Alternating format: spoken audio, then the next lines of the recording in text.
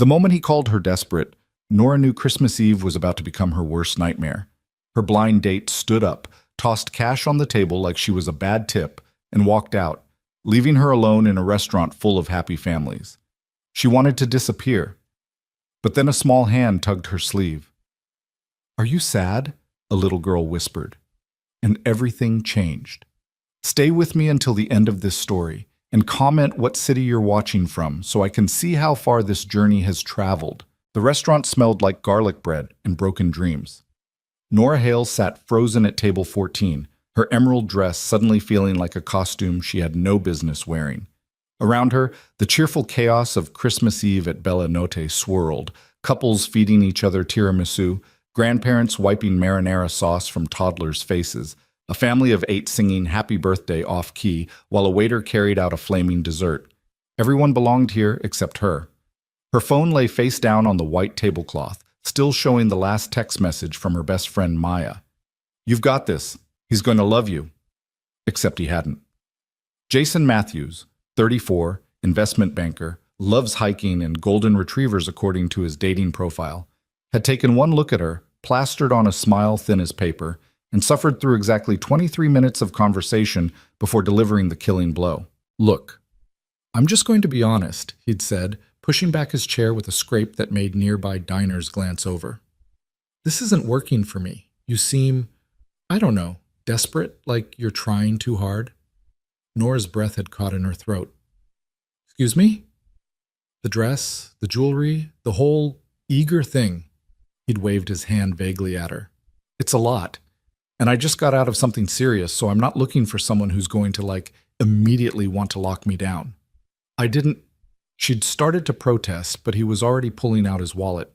"Here's $40 for my drink and half the bread. Sorry, but I learned to trust my gut, and my gut says this isn't it."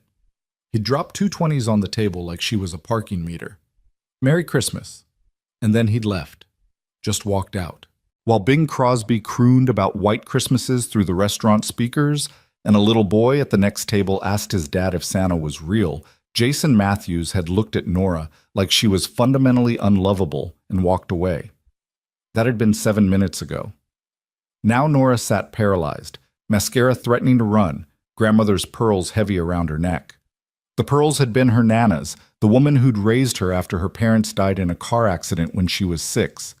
Nana, who told her she was beautiful and worthy and enough. Nana, who died 3 years ago, leaving Nora with pearls and loneliness and an apartment that echoed. "Can I get you anything else, miss?" The waiter appeared at her elbow, young and kind-eyed, clearly having witnessed the whole disaster. "I'm fine," Nora whispered, though her voice cracked on the word. "Just the check, please." "Your friend already paid his portion. Would you like me to—" "I'll take care of it." She fumbled for her purse, desperate to escape before the dam broke, and she started crying in public. "Just give me a minute." The waiter nodded and melted away, tactful enough not to offer sympathy she couldn't bear. Nora stared at the untouched glass of wine in front of her, Chianti, which she'd ordered because Jason's profile said he loved Italian reds. She'd spent an hour getting ready. She'd rewatched that YouTube video on how to be charming on a first date. She'd practiced conversation starters in the mirror, feeling ridiculous, but doing it anyway because Maya said confidence was attractive, and Nora had been running on empty in that department for months. Years, if she was honest. "Stop trying so hard," her ex, David, had told her when he broke up with her 2 years ago. "You're exhausting." Before David, there'd been Ryan, who'd ghosted her after 4 dates. Before Ryan, scattered attempts at connection that fizzled like wet fireworks. And before all of them, there'd been her high school sweetheart, Connor, who'd left for college and never looked back. At 32, Nora was starting to suspect she was the common denominator in her own disasters. The restaurant blurred as tears finally spilled over. She grabbed her napkin, dabbing carefully, hoping no one noticed the kindergarten teacher having a breakdown next to the Christmas tree in the corner. Desperate, trying too hard. Was she? Was there something fundamentally wrong with wanting to be wanted? With hoping that maybe, just maybe, the universe would stop being cruel long enough to let her have what everyone else seemed to find so easily? Her phone buzzed. Maya. "How's it going?" "Details." Nora couldn't type the truth. Not yet. Not while she was still sitting in the wreckage. She took a shaky breath and reached for her wine, thinking maybe if she drank it, she'd at least get $40 worth of dignity from this nightmare. But as she lifted the glass, a small voice cut through the noise. "Are you okay?" Nora looked down. A little girl stood beside her table, maybe 5 or 6 years old, with wild blonde curls that refused to be tamed by the red velvet headband, trying valiantly to hold them back. She wore a white dress with a red sash, Christmas card perfect except for the spaghetti sauce stain near the collar. Her blue eyes were wide and serious. Nora quickly wiped her face, forcing a smile. "I'm fine, sweetie. Thank you for asking." The girl tilted her head, unconvinced. "You don't look fine. You look like my daddy did when Mommy's picture fell off the wall and the glass broke everywhere." Before Nora could respond, a man's voice called out, "Lily, what did I tell you about staying at the table?" A tall figure emerged from the crowd. Early 30s, dark hair slightly disheveled, wearing a navy sweater that had seen better days. He looked mortified as he hurried over, his hand reaching for the little girl's shoulder. "I'm so sorry," he said to Nora, his hazel eyes genuinely apologetic. "Lily, you can't just walk up to strangers." "But she's crying, Daddy." Lily pointed at Nora with the brutal honesty only children possessed. "And she's all alone, on Christmas. That's sad." The man, her father, apparently, looked like he wanted the floor to swallow him whole. "Lily, that's not... We don't comment on... It's okay," Nora heard herself say, though she felt anything but okay. "Really, she's sweet." Lily beamed at the validation. Then, with the fearless audacity of childhood, she announced, "We should sit with her, Daddy. Nobody should be alone on Christmas. Mommy used to say that, remember? Before she became an angel." The silence that followed was heavy enough to drown in. The man's face cycled through several emotions: grief, embarrassment, exhaustion, and something softer that Nora couldn't name. He ran a hand through his hair, a gesture that screamed struggling single dad at the end of his rope. "Lily, I'm sure this nice lady has her own—" "I don't," Nora blurted out. Then, surprising herself, she added, "I mean, I was supposed to have dinner plans, but they fell through. So if you and your daughter want to join me, I wouldn't mind the company." She didn't know what made her say it. Maybe it was the look in Lily's eyes, that combination of concern and hope that reminded Nora of her kindergarten students.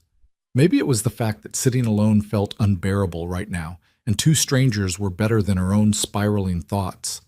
Or maybe it was the man's obvious discomfort, which made her feel less pathetic by comparison. Whatever the reason, the words were out. The man hesitated, clearly torn between social convention and his daughter's pleading eyes. "Please, Daddy," Lily whispered, tugging his hand. "I have a feeling." "A feeling?" he asked warily. "A good feeling, like the kind you get before something nice happens."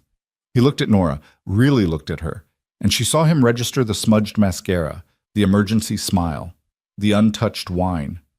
Understanding flickered across his face, not pity, but recognition.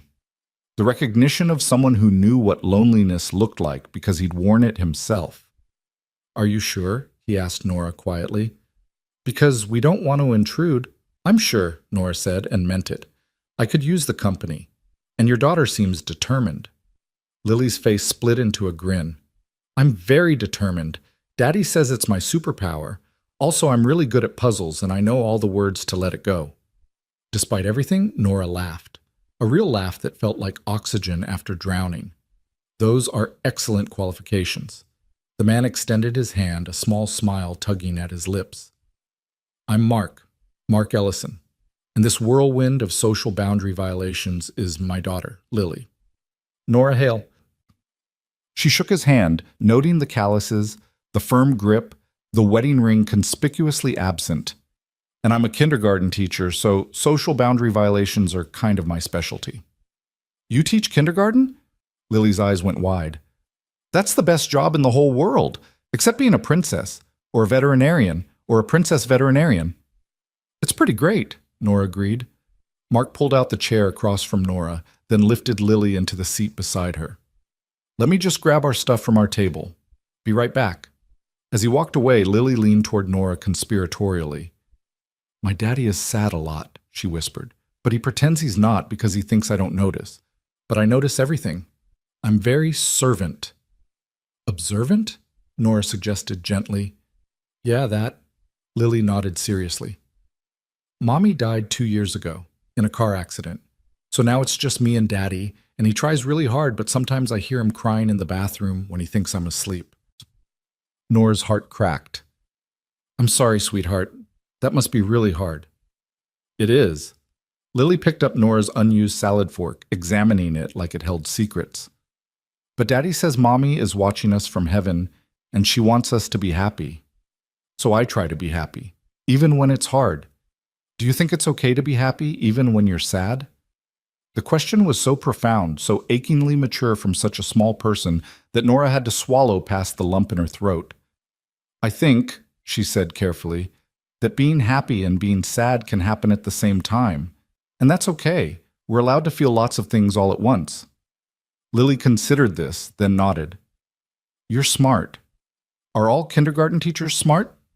The good ones are, Mark said, returning with a booster seat, plates of half-eaten pasta, and a stuffed bunny missing one ear. Sorry, Lily conned me into bringing Mr. Floppybottom. Mr. Floppybottom? Nora raised an eyebrow. I named him when I was 3, Lily explained with dignity. It was a very good name then. Mark set up the booster seat and transferred Lily's dinner, spaghetti and meatballs, mostly redistributed into abstract art on the plate.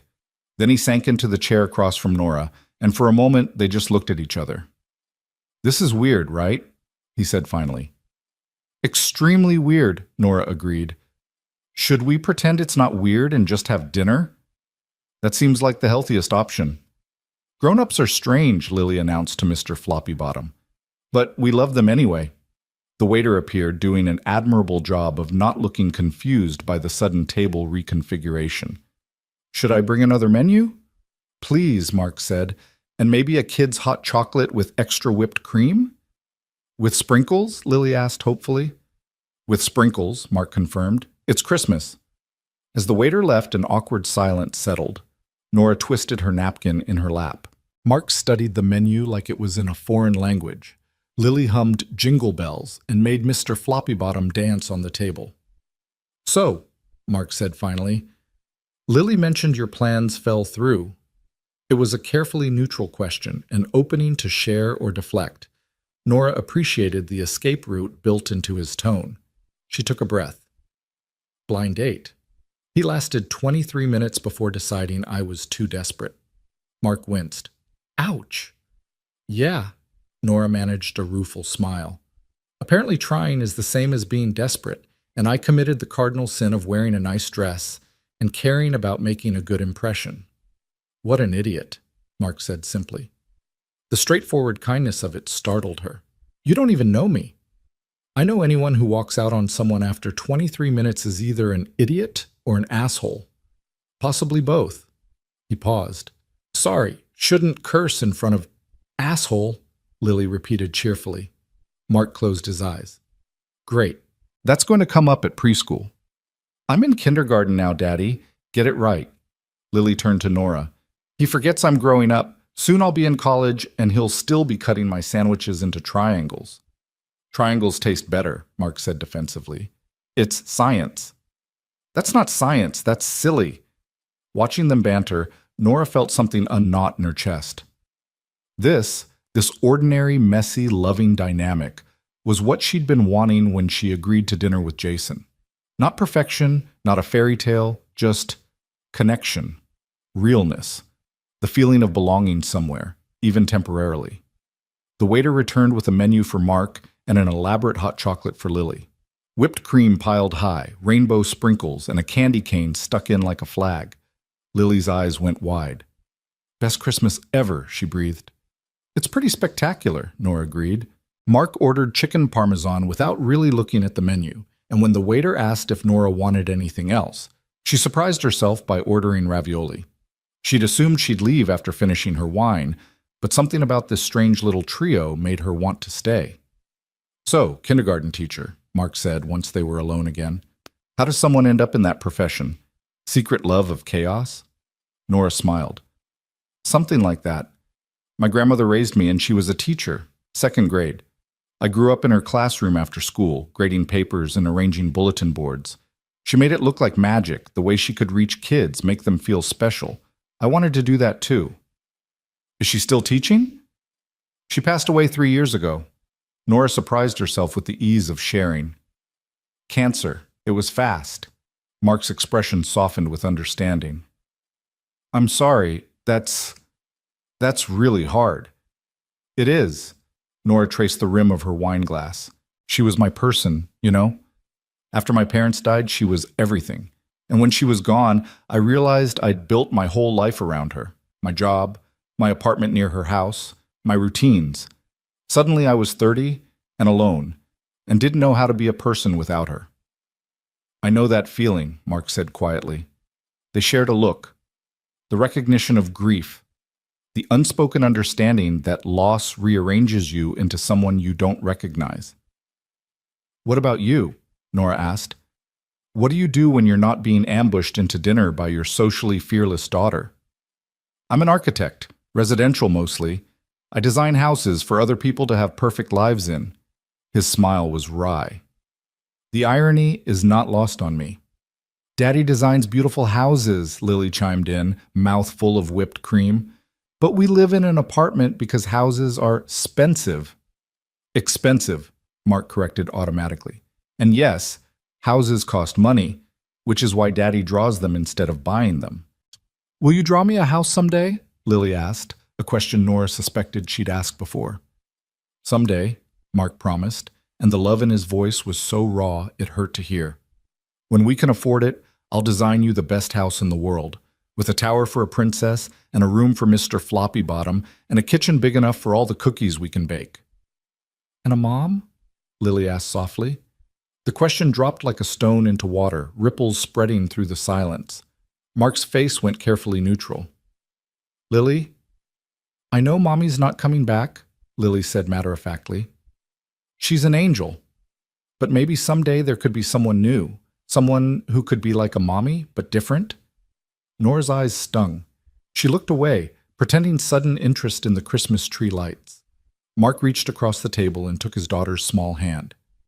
Maybe someday, he said gently. But that's not something we need to worry about right now, okay? We're doing fine, just us. But you're lonely, Daddy. Lily's voice was so certain, so sad. I can tell. Hey, Mark squeezed her hand. I'm not lonely when I have you. You're my favorite person in the whole world. But when I'm asleep, who's your favorite person then? The question was so innocently devastating that Nora had to press her napkin to her eyes. Mascara be damned. We should probably talk about something else, Mark said, his voice slightly strained. He looked at Nora apologetically. Sorry, this wasn't exactly the dinner conversation you signed up for. It's okay, Nora said, and meant it. Honestly, it's nice. Real. Better than making small talk about hiking and golden retrievers. Golden retrievers? Lily perked up. I want a golden retriever. Can we get one, Daddy? We've talked about this. Our apartment doesn't allow pets. That's a dumb rule. Very dumb, Mark agreed. But rules are rules. But their food arrived and the conversation shifted to safer territory. Favorite Christmas movies, Lily, Home Alone. Mark, It's a Wonderful Life. Nora, The Muppet Christmas Carol. Worst cafeteria foods, Lily had strong opinions about mystery meat. And whether Santa was magic or science. Lily firmly in the magic camp, though she had some questions about the physics of reindeer flight. Nora found herself relaxing, laughing at Lily's observations and Mark's dry humor.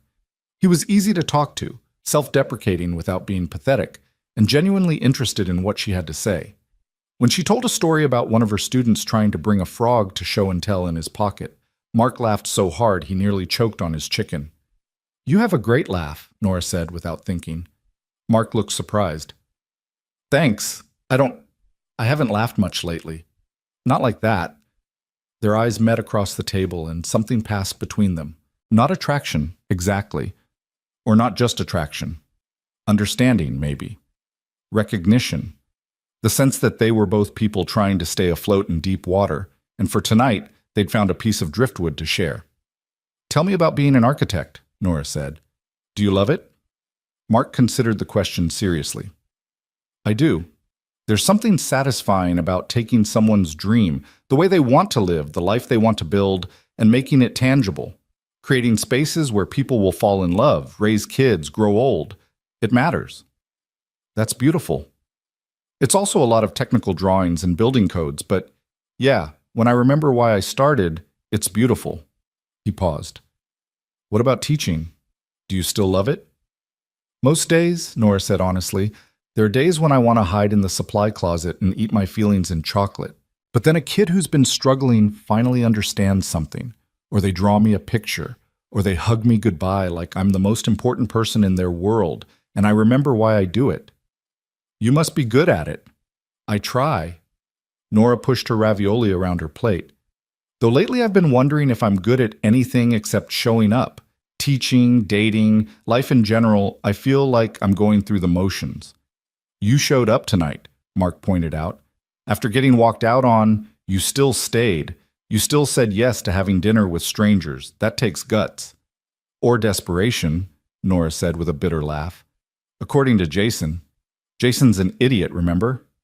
Idiot, Lily echoed, and they all laughed. As dinner wound down, Lily started to yawn, her head drooping toward her plate. Mark caught her before she face-planted in the remaining spaghetti. Someone's tired, he said softly. I'm not tired, Lily mumbled, even as her eyes fluttered closed. Still having best Christmas. Mark lifted her gently, settling her against his shoulder. She tucked her face into his neck, Mr. Floppybottom clutched in one hand, and within seconds she was breathing the slow, steady rhythm of sleep. I should probably get her home, Mark said reluctantly. Nora nodded, trying to ignore the sudden disappointment.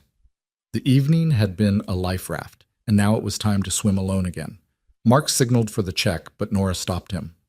Let me get it, please, as thanks for rescuing me, I guess. We didn't rescue you. You kind of did. Nora pulled out her credit card. Besides, you've got your hands full. Mark looked like he wanted to argue, but Lily shifted in his sleep and he adjusted his hold on her instead. At least let me pay my portion. Absolutely not. This was my treat. The next time it's mine, Mark said, and then seemed to realize what he'd said. I mean, if you wanted, I didn't mean to assume. Next time sounds nice, Nora said, her heart doing something complicated in her chest. They stood awkwardly by the door while Nora paid. Other diners filtered past them, heading into the cold December night. Through the restaurant windows, snow had started to fall, fat, lazy flakes that made the streetlights glow. I should... Mark gestured toward the parking lot. Right, of course. But neither of them moved. Thank you, Mark said finally. For tonight. For saying yes when Lily bulldozed her way into your evening. For being kind when you had every reason not to be. Thank you for reminding me that not all men are Jason, Nora said, and that some Christmas miracles involve spaghetti stains and stuffed bunnies named Mr. Floppybottom. Mark smiled, really smiled, the kind that reached his eyes and made him look younger, less weighted by grief. Would it be okay if I got your number? I know tonight was weird, but I'd like to. I don't know. Get coffee? When Lily's in school. If you want. Nora's breath caught. I'd like that. They exchanged numbers, fingers fumbling with phones while trying not to wake Lily. Then they were outside, snow catching in their hair, their breath forming clouds in the frozen air. Merry Christmas, Nora, Mark said softly. Merry Christmas, Mark. He carried Lily toward an older SUV parked under a streetlight. Nora watched them go, the tall man and the sleeping girl, their figures growing smaller against the snow. Just before he reached the car, Mark turned back. Hey, he called. For what it's worth. You weren't trying too hard. Jason just wasn't trying hard enough. And then he was gone. Driving away into the snowy night, leaving Nora standing alone in the parking lot with snowflakes melting on her cheeks and something that felt dangerously close to hope blooming in her chest. She pulled out her phone and texted Maya. Dinner went in an unexpected direction. Call you tomorrow. But Maya, I think I'm going to be okay. As she drove home through the silent streets, Christmas lights blurred into watercolors by the snow. Nora thought about Lily's question. Is it okay to be happy even when you're sad? Maybe it was.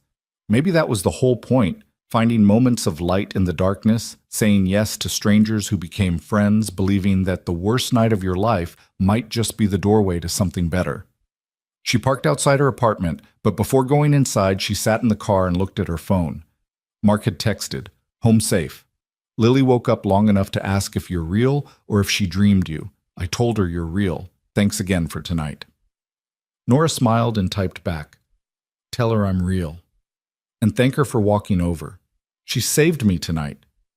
3 dots appeared. She has a way of doing that. Sweet dreams, Nora. Sweet dreams, Mark. Nora climbed the stairs to her 3rd-floor apartment, the one that still smelled faintly of her grandmother's lavender sachets, the one that had felt like a tomb for the past 3 years. But tonight, as she unlocked the door and stepped inside, it felt different, less like an ending, more like a pause before something new could begin. She hung her grandmother's pearls on their hook, changed into pajamas, and crawled into bed. Outside, snow continued to fall on the silent city, on families sleeping in warm houses, on lonely people hoping for miracles, on a kindergarten teacher who'd been rejected and rescued in the same night. And somewhere across town, in a small apartment where the walls were thin and the heating was temperamental, a widowed father tucked his daughter into bed and allowed himself to believe, just for a moment, that maybe loneliness wasn't forever. Maybe sometimes the worst nights led to the best mornings. Maybe sometimes all it took was a little girl brave enough to ask, "Are you okay?" And a woman brave enough to answer honestly. Maybe, just maybe, they were all going to be fine. The coffee shop smelled like cinnamon and second chances. Nora arrived 15 minutes early, which she immediately regretted because it gave her too much time to spiral. She'd changed outfits 4 times that morning, too casual, too formal, trying too hard, not trying enough, before settling on jeans and a soft blue sweater that Maya had assured her made her eyes look ridiculously pretty. Now she sat at a corner table, nursing a latte she didn't taste, wondering if Mark would show up or if Christmas Eve had been a beautiful anomaly that couldn't survive the cold light of day. Her phone buzzed. Mark. Running 5 minutes late. Lily insisted on helping me pick a shirt. Apparently, I own nothing acceptable. Nora smiled despite her nerves and typed back, "Take your time. I'm the one who arrived embarrassingly early. That's not embarrassing. That's punctual. There's a difference." Is there, though? Lily says yes. She's very wise. 3 days had passed since Christmas Eve. 3 days of texts that started casual and grew longer, more honest. Mark had sent a photo of Lily making snow angels captioned, "She asked if you like snow angels. I told her everyone likes snow angels, but she wants photographic evidence from you specifically."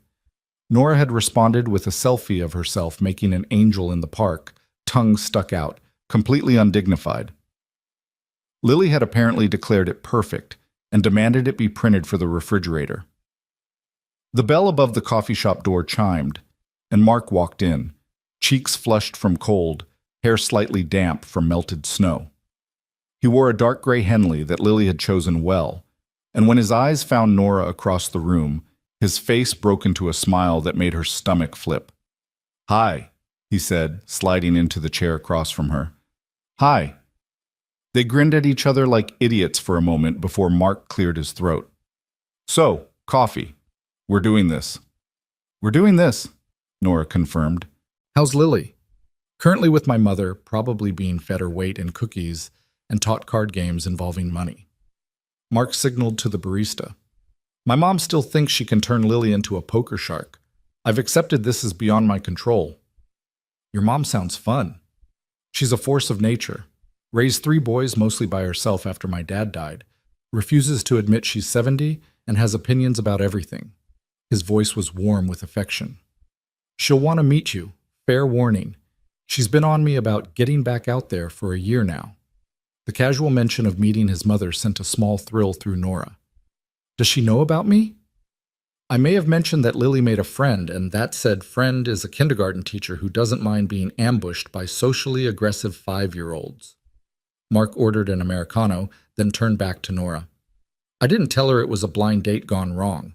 Seemed like your story to share or not share." I appreciate that." Nora wrapped her hands around her latte. "Though honestly, after 3 days of thinking about it, the whole thing feels less humiliating and more I don't know. Necessary? Like it had to happen that way so I'd be sitting alone when Lily walked over. Lily calls those universe moments, Mark said. She's convinced the universe arranges things when people need them. When Sarah, my wife, died, Lily told me the universe made Mommy an angel because heaven needed her more than we did. She was 3. The rawness in his voice made Nora ache. That's beautiful. And heartbreaking. That's pretty much grief in a nutshell. Mark accepted his coffee from the barista with a nod of thanks. Beautiful and heartbreaking, sometimes in the same breath. They fell into silence, but it wasn't uncomfortable. Around them, the coffee shop hummed with after-Christmas activity. College students hunched over laptops, a book club arguing about plot holes, a teenager teaching their grandmother how to use Instagram. Normal life, ordinary and precious. Can I ask what happened? Nora ventured. With Sarah? You don't have to. No, it's okay. Mark stared into his coffee like it held answers. Car accident, black ice, wrong place, wrong time. She was on her way home from a work thing. Someone ran a red light going 50 in a 25 zone. She died on impact. They told me she didn't suffer, which is supposed to be comforting, but mainly it just means I didn't get to say goodbye. God, Mark, I'm so sorry. The worst part was telling Lily. His hands tightened around his cup. How do you tell a 3-year-old that Mommy's not coming home? That bedtime stories and birthday parties and first days of school will all happen without her? Lily kept asking when Mommy would be back from the hospital. She thought died meant sick. It took weeks for her to understand permanent. Nora reached across the table and covered his hand with hers.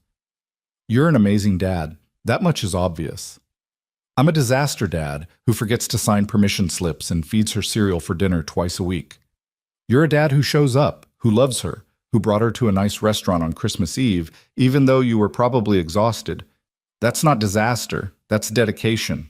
Mark turned his hand over, lacing his fingers through hers. You're easy to talk to, dangerously easy. Is that bad? It's terrifying, he admitted. Sarah was it for me. High school sweethearts, married at 23, built our whole lives together. After she died, I couldn't imagine wanting anyone else. Didn't think I'd ever feel anything again. Nora's heart hammered. And now? Now I'm sitting in a coffee shop holding hands with a woman I met 3 days ago, and it feels like breathing after holding my breath for 2 years. He met her eyes. So yeah, terrifying. I'm terrified too, Nora confessed.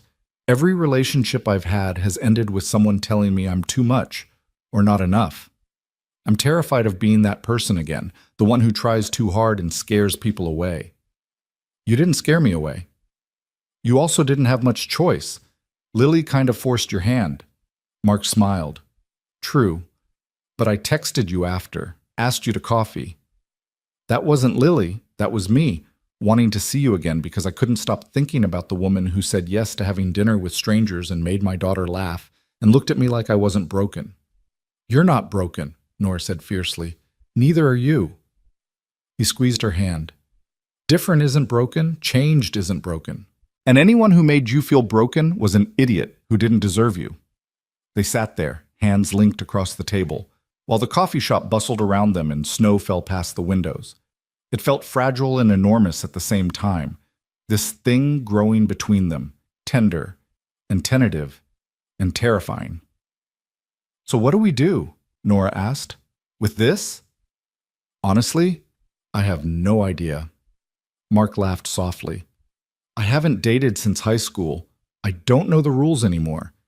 Do people still go to movies? Is dinner too formal? Am I supposed to wait 3 days between texts? You've been texting me every day. Yeah, well, rules are overrated. I think we make our own rules, Nora said. We go slow. We're honest. We don't pretend to be anything we're not. I can do honest. Mark paused. Honest is that I'm a package deal. Lily comes first always, and she's already attached to you, which means if this, whatever this is, doesn't work out, she gets hurt. I need to know you understand that. The weight of responsibility settled over Nora, but it didn't feel heavy. It felt right. I understand, and I would never hurt her, or you. I believe you. And the simple certainty in his voice made Nora want to cry. They talked for 2 hours, coffee growing cold, conversation flowing easily from childhood memories to favorite books to the mundane details that built a life. Mark's mother's lasagna recipe, Nora's student who thought hamsters were baby rabbits, the way grief sneaked up at random moments, the small joys that made days bearable. "I have a confession," Mark said eventually, glancing at his watch. "I told my mom I'd be back by 2 to pick up Lily, but I don't want to leave." "So don't," Nora said impulsively. "Call your mom. Ask if she can keep Lily a little longer. We could, I don't know, walk around. It's nice out." Mark's face lit up. "Yeah? Yeah." He called his mother, who apparently answered with, "About time you asked for more time. I raised you better than to limit a good date to 2 hours." Loud enough for Nora to hear across the table. Mark's ears went red as he negotiated keeping Lily until dinner, then hung up with a sheepish look. "She likes you and hasn't even met you yet," he said. "This is either very good or very dangerous." "I'm going with good," Nora decided. They bundled into coats and scarves and stepped into the December afternoon. The snow had stopped, but the world was frosted white, the kind of postcard-perfect winter day that made you remember why people loved this season. They walked with no destination, shoulders bumping, breath-forming clouds, and Nora felt something settle in her chest, the sense that this was where she was supposed to be. "Tell me about your grandmother," Mark said as they crossed into a park where kids were sledding down a gentle hill. "You said she raised you." "After my parents died, yeah, I was 6. Car accident like Sarah." Nora watched a little girl in a pink coat squeal with delight as her sled picked up speed. "I don't remember much about my parents, honestly. Just fragments. My mom singing while she cooked, my dad's laugh. But Nana, she was solid, constant.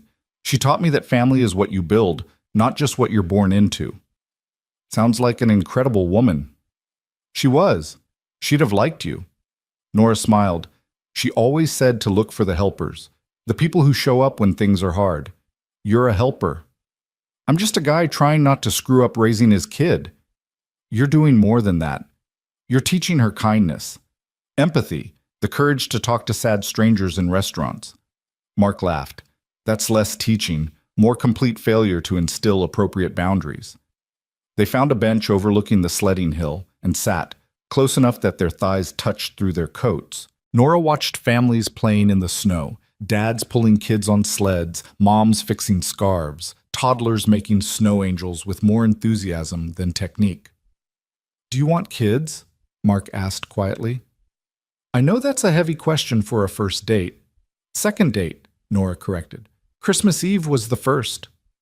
"Fair point, but the question stands." Nora considered carefully. "I always thought I did. I work with kids, I love kids, but then Nana got sick and dating became this series of disasters, and somewhere along the way I started thinking maybe it wasn't in the cards for me. Maybe I was supposed to be the teacher, not the mom." "Those aren't mutually exclusive." "I know, but at 32, single, with a string of failed relationships behind me." She trailed off. It started to feel like hoping for too much. Mark turned to face her fully. "Can I tell you what I see?" "Okay. I see someone who showed up alone to a Christmas dinner and still had the grace to say yes to strangers. Someone who works with kids because she genuinely cares, not because it's a job. Someone my daughter trusted on instinct, and Lily's instincts are never wrong." He tucked a strand of hair behind her ear, the gesture so tender it made Nora's breath catch. "I see someone who deserves everything she's hoping for. And 32 isn't too late for anything." "You barely know me," Nora whispered. "I know enough. And I want to know more." His thumb traced her cheekbone. "Is that okay?" Instead of answering, Nora leaned forward and kissed him. It was soft, tentative, tasting of coffee and promise. Mark's hand cupped her face, and she felt him smile against her lips. When they pulled apart, both slightly breathless, he rested his forehead against hers. "That was," he started. "Yeah," Nora agreed. "Can I do it again?" "Please." The second kiss was deeper, more certain. Nora's hands found his collar and his arms wrapped around her waist, pulling her closer. Around them, the world faded.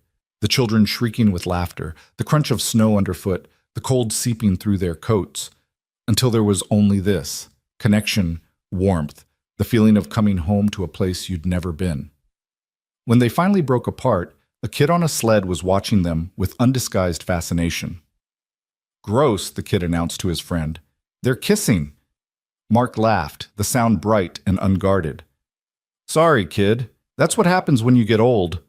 "I'm never getting old," the kid declared, and sledded away. Nora buried her face in Mark's shoulder, shaking with laughter. "I think we just traumatized that child." "He'll live." Mark pressed a kiss to her hair. "Lily's going to lose her mind when I tell her." "Are you going to tell her? Are you kidding? She's been asking about you every 5 minutes. This morning she asked if you were my girlfriend. I told her it was too soon for that label, and she informed me that if you're nice and I like you and you make me smile, that's what girlfriend means." Nora's heart squeezed. "She's not wrong." "No, she's not." Mark pulled back to look at her. "But I meant what I said earlier. We go slow. We figure this out. I don't want to rush into something and mess it up because I'm out of practice at relationships." "I'm pretty out of practice too," Nora admitted. "How about we be out of practice together?" "That sounds perfect." They stayed on that bench until the cold became unbearable, talking about everything and nothing, his work on a new house design, her plans for winter break classroom projects, the way Lily had announced she wanted to be a helper like Miss Nora when she grew up. The ease between them felt like something they'd built over years, not days. Eventually, Mark's phone rang. "That'll be my mom wondering if I've abandoned my child." He answered with, "Hi, Mom," and winced at whatever she said. "Yes, I know what time it is. We're on our way." He paused, listening, then glanced at Nora. "Actually, Mom wants to know if you'd like to come to dinner." Nora's eyes widened. "Tonight?" "You don't have to—" Mark started, but his mother's voice was loud enough to carry. "Tell that girl she's coming to dinner. I'm making lasagna and I want to meet the woman who's got my son smiling like a fool." "Your mom sounds delightful," Nora said wryly. Mark looked torn between embarrassment and hope. "She's a lot. And I know it's fast. We can say no." "I'd love to come," Nora interrupted. "If you're sure." The smile that broke across Mark's face was worth every ounce of nervousness flooding Nora's system. "I'm sure." They walked back to where they'd parked, hands linked, and Mark drove them to a modest house on a tree-lined street where Christmas lights still twinkled and a wreath hung on the door. Before they even reached the porch, the door flew open and Lily launched herself at Nora. "Miss Nora, you came! Daddy said maybe you'd come, and you did!" Lily wrapped her arms around Nora's waist. "Grandma's making lasagna, and I helped with the noodles, and also I drew you a picture of us at the restaurant, and Grandma says you can keep it forever." "I'd love to keep it forever," Nora said, hugging her back. A woman appeared in the doorway, small, sturdy, with gray hair cut short and sharp eyes that missed nothing. "So you're the one who's got my son acting like a teenager," she said, but her smile was warm. "I'm Patricia. Come in before you freeze." Inside, the house was chaos in the best way. Family photos covering every surface. A Christmas tree still shedding needles in the corner. The smell of garlic and tomatoes thick in the air. Mark's 2 brothers were there with their families, apparently summoned by Patricia with the promise of lasagna and meeting Mark's new friend. "Mom doesn't believe in subtle," Mark muttered to Nora as they shed their coats.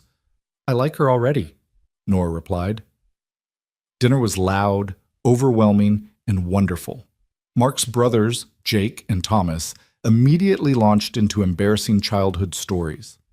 Jake's wife, Melissa, asked Nora about teaching with genuine interest. Thomas's husband, David, argued good-naturedly with Patricia about whether garlic bread needed butter or olive oil. And through it all, Lily sat beside Nora at the table, chattering about her day with Grandma, occasionally reaching over to squeeze Nora's hand like she needed to confirm she was still there. "So," Patricia said eventually, fixing Nora with an assessing look, "Mark tells me you two met on Christmas Eve." "Lily introduced us," Nora said diplomatically. "Lily has excellent instincts." Patricia loaded more lasagna onto Nora's plate despite her protests. "Mark's been alone too long. We've all been worried." "Mom," Mark warned. "What? It's true. You're a young man. You deserve happiness. Sarah would want—" "Mom, please!" Patricia pressed her lips together, but her eyes were kind. "Fine. I'll be good." She turned to Nora. "You have family in the area?" No, ma'am. My grandmother passed a few years ago. It's just me. Something shifted in Patricia's expression. Understanding, sympathy, and a fierce protectiveness Nora hadn't expected. Well, now you have us. That's how it works in this family. You're here, you're ours. Nora's throat tightened. Thank you. After dinner, while the adults cleaned up and argued about dessert, Lily pulled Nora upstairs to show her the bedroom she stayed in when she visited Grandma.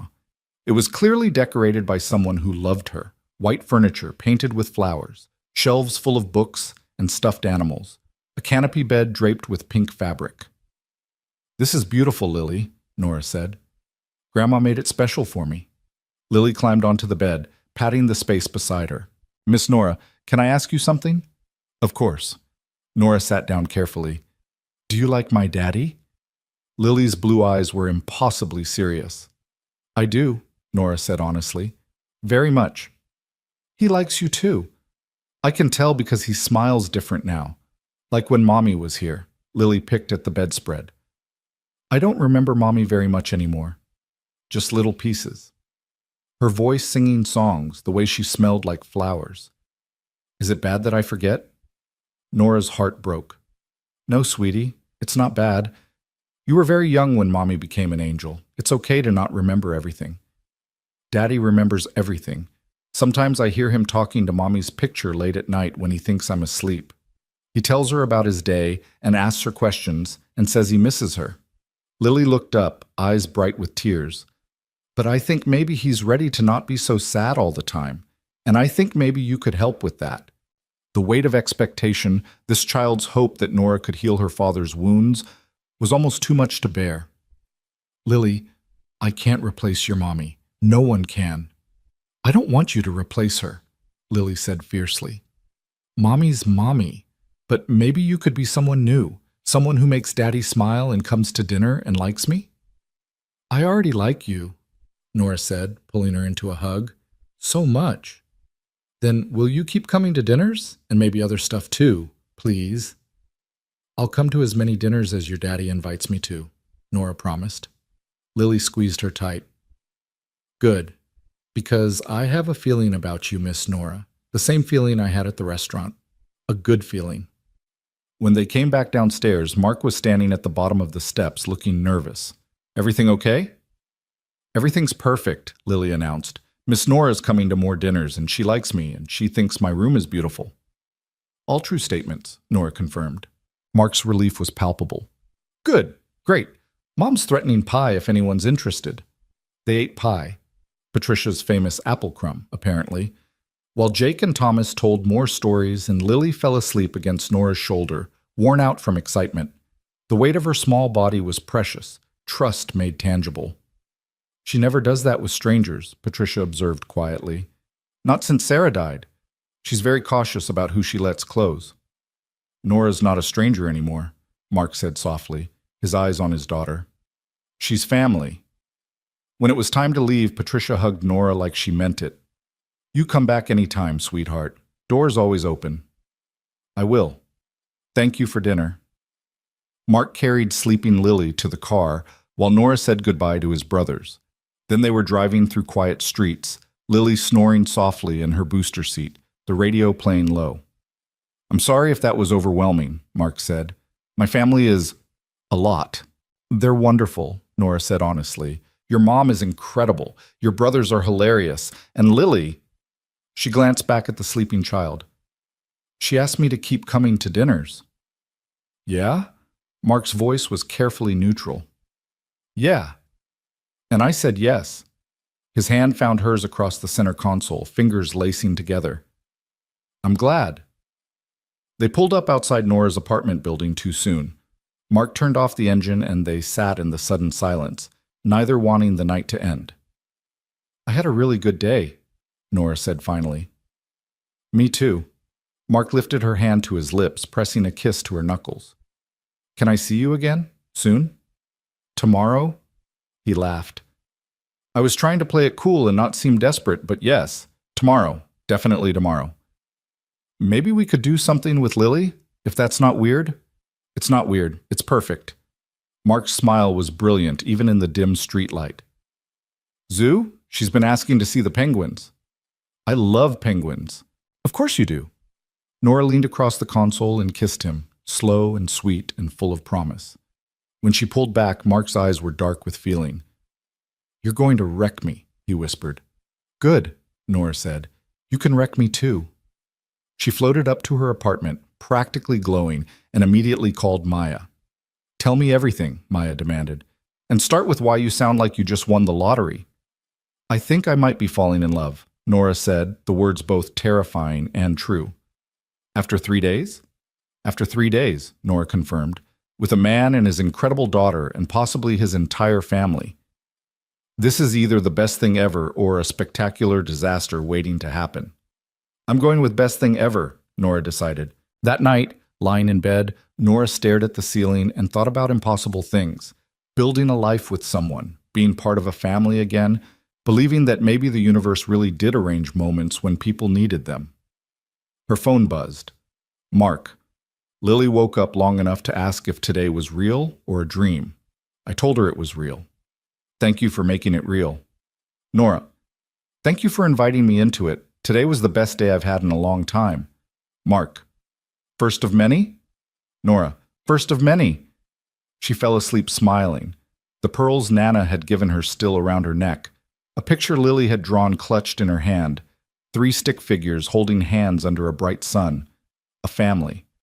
Or maybe the beginning of one. 3 months later, Nora stood in Mark's apartment kitchen making pancakes while he wrestled with Lily's hair, and it felt like they'd been doing this forever. Daddy, you're pulling, Lily complained, squirming on the bar stool. I'm not pulling, I'm braiding. There's a difference. It feels like pulling. That's because your hair has opinions.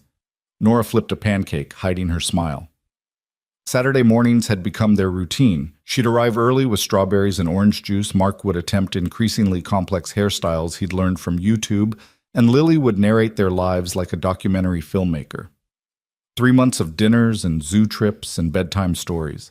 3 months of falling deeper into something that terrified and exhilarated her in equal measure. Miss Nora, tell Daddy he's bad at braids, Lily called over. I think your daddy's doing great, Nora said diplomatically, though the braid in question looked more like a twisted pretzel than anything Pinterest would approve. Mark shot her a grateful look. See? Miss Nora thinks I'm great. Miss Nora is being nice because she likes you. Lily twisted to look at her father. Are you guys boyfriend and girlfriend yet? Because Jenny at school says her mom has a boyfriend, and they kiss and hold hands, and you and Miss Nora do those things. Mark's ears went red. Lily, that's not... We've talked about this. But do you? Lily pressed. Because I think you should. Then Miss Nora could be here all the time and not just Saturdays and sometimes Wednesdays. Nora's heart did something complicated.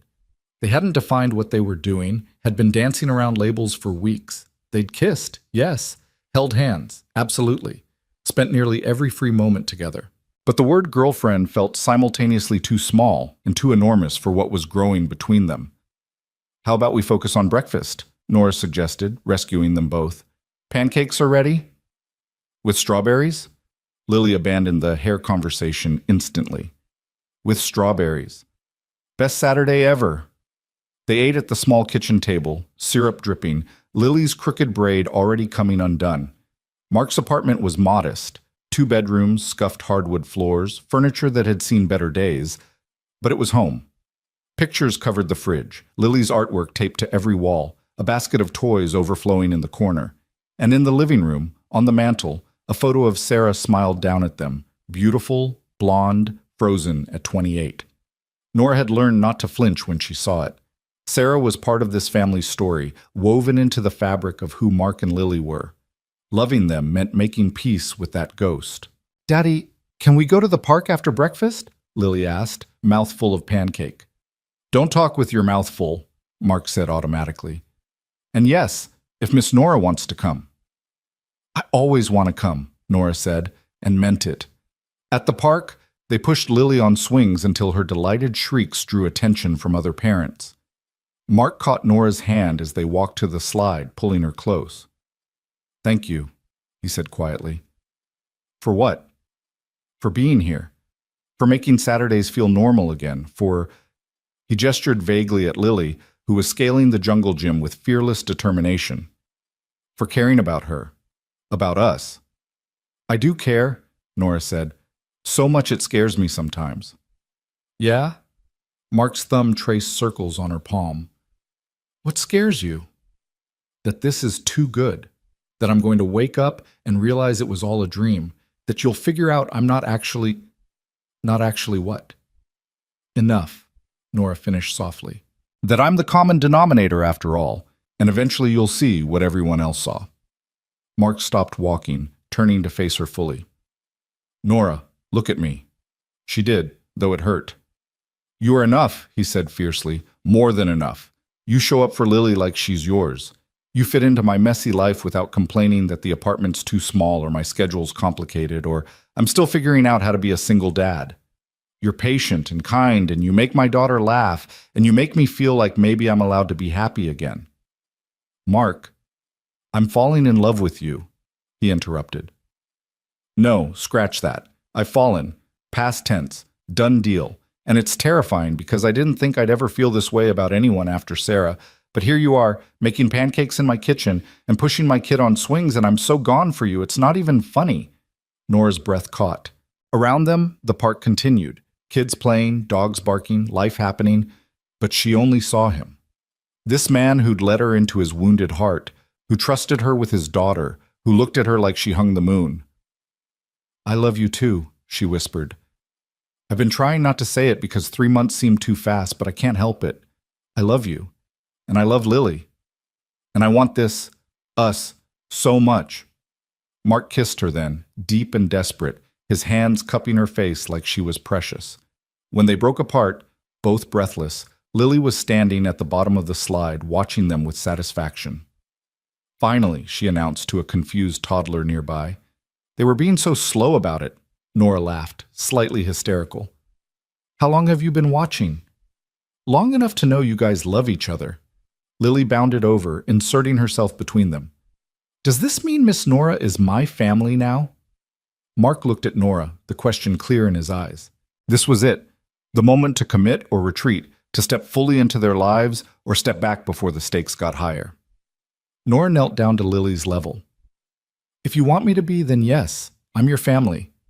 Lily threw her arms around Nora's neck. I do want you to be. So much. Can I call you something besides Miss Nora? Because you're not just my teacher friend anymore. You're my family friend. Or maybe just Nora? Or whatever you're comfortable with, Nora said, hugging her tight. We'll figure it out together. Together, Lily repeated, testing the word. I like that. They stayed at the park until lunch, then walked to a diner that served grilled cheese cut into dinosaur shapes. Lily chattered about everything and nothing. Her friend Emma's new puppy, the book they were reading in class, whether clouds had feelings, normal, ordinary, beautiful. But as they walked back to the car, Mark's phone rang. His face went serious as he answered, stepping away for privacy. Nora watched him go tense, running a hand through his hair in the gesture she'd learned meant stress. Everything okay? She asked when he hung up. That was my boss. The Henderson project, the big house I've been designing. They moved up the deadline. Wants everything done by next Friday instead of the end of the month. Can you do that? If I work around the clock, maybe. Mark looked exhausted just thinking about it. But that means late nights, probably some weekends. And my mom's got that cruise planned, so she can't help with Lily as much. I can help, Nora said immediately. With Lily, I mean. School's out for spring break next week. I could watch her while you work. Mark hesitated. Nora, that's asking a lot. You have your own life. My life is right here, she interrupted. With you guys. Let me help, please. He studied her face, searching for doubt, but Nora kept her expression open and certain. Finally, he nodded. Okay, thank you. Seriously, I don't know what I'd do without you. Good thing you don't have to find out. The next week tested them all. Mark left before dawn and came home after dark, surviving on coffee and stress. Nora moved into their routine seamlessly, picking Lily up from aftercare, making dinner, helping with homework, putting her to bed when Mark was too buried in blueprints to surface. It should have felt like playing house, like trying on a role that didn't quite fit. Instead, it felt like coming home. Is Daddy going to work forever? Lily asked Thursday night as Nora tucked her in. Just until Friday. Then the project will be done and he'll have more time. I miss him. Lily's voice was small. Even when he's here, he's thinking about work. I can tell. I know, sweetie, he misses you too, but sometimes grown-ups have to work really hard for a little while so they can take care of their families. Is that what you're doing? Taking care of us? The question caught Nora off guard. I guess I am. Good. Lily snuggled deeper into her blankets. Because we need taking care of, especially Daddy. He forgets to eat lunch when he's stressed. I've noticed, Nora said wryly. She'd started packing extra food in Mark's work bag, finding it untouched at the end of each day. Nora? Lily's eyes were already drooping. I'm glad you're here. It's like having a mom again. Not the same as Mommy, but close. Nora's throat tightened. I'm glad I'm here too. She stayed until Lily fell asleep, then found Mark hunched over the dining table, surrounded by sketches and drafts. He looked haggard, dark circles under his eyes, 2 days of stubble shadowing his jaw. You need to eat, Nora said, setting a plate of reheated dinner beside him. I will. Just need to finish this section. Mark. She gently closed his laptop. You need to eat and sleep. The project will still be there tomorrow. He slumped back in his chair, rubbing his eyes. I hate this. I hate that I'm missing bedtime, that I barely see Lily, that you're doing everything while I hide in work. You're not hiding. You're providing for your daughter. There's a difference. Is there? He looked up at her, vulnerable and exhausted. Because from here it feels like I'm failing at everything except this damn house design. Nora pulled a chair close, taking his hands. You're not failing. You're doing your best in an impossible situation, and Lily understands. She's proud of you. She told you that? She didn't have to. I can see it. Nora squeezed his hands. But she also misses you, and I miss you. So eat your dinner, then come to bed. Not to sleep with me, she added quickly, seeing his expression, but because you need actual rest, and that couch is murder on your back. Nora, I can't ask you to... You're not asking. I'm offering. She stood, pulling him to his feet. Come on. Doctor's orders. You're not a doctor. Kindergarten teachers have medical authority in situations involving exhaustion and stubbornness. It's in the handbook. Despite everything, Mark laughed. What did I do to deserve you? You let a strange woman have dinner with you because your daughter has good instincts. Nora led him to the bedroom, pushed him to sit on the bed. Now eat while I grab you something comfortable to sleep in. She found sweatpants in his dresser, tried not to feel invasive going through his things. This was intimacy of a different kind. Learning where he kept his socks, which drawer held his t-shirts, how he organized his life. When she turned back, Mark was eating mechanically, his eyes distant. Where are you? She asked softly. Thinking about Sarah. He set down his fork. She was good at this, at keeping me grounded when work got crazy. She'd literally unplug my computer and drag me to bed. I always pretended to be annoyed, but secretly I loved it. Loved that she cared enough to force me to take care of myself. Nora sat beside him, close but not crowding. I'm not trying to replace her.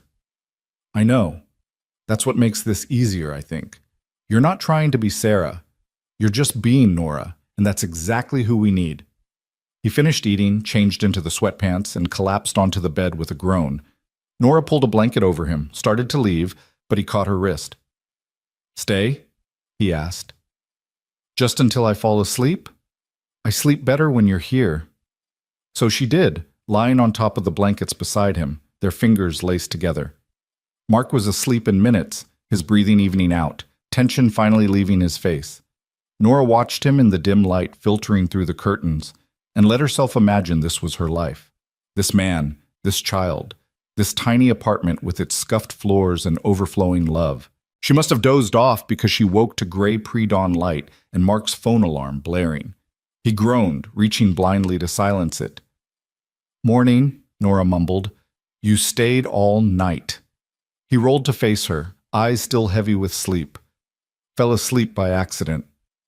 Best accident ever. He kissed her forehead.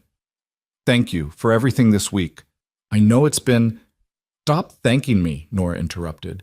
This is what people do when they love each other. They show up. Yeah, well, I'm still grateful. He checked his phone, winced. I need to be at the office in an hour. Final push to get everything submitted.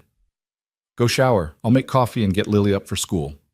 The day passed in a blur of routine. Nora took Lily to school, went back to clean Mark's apartment because she couldn't stand the mess, made a casserole for dinner, picked Lily up, supervised homework.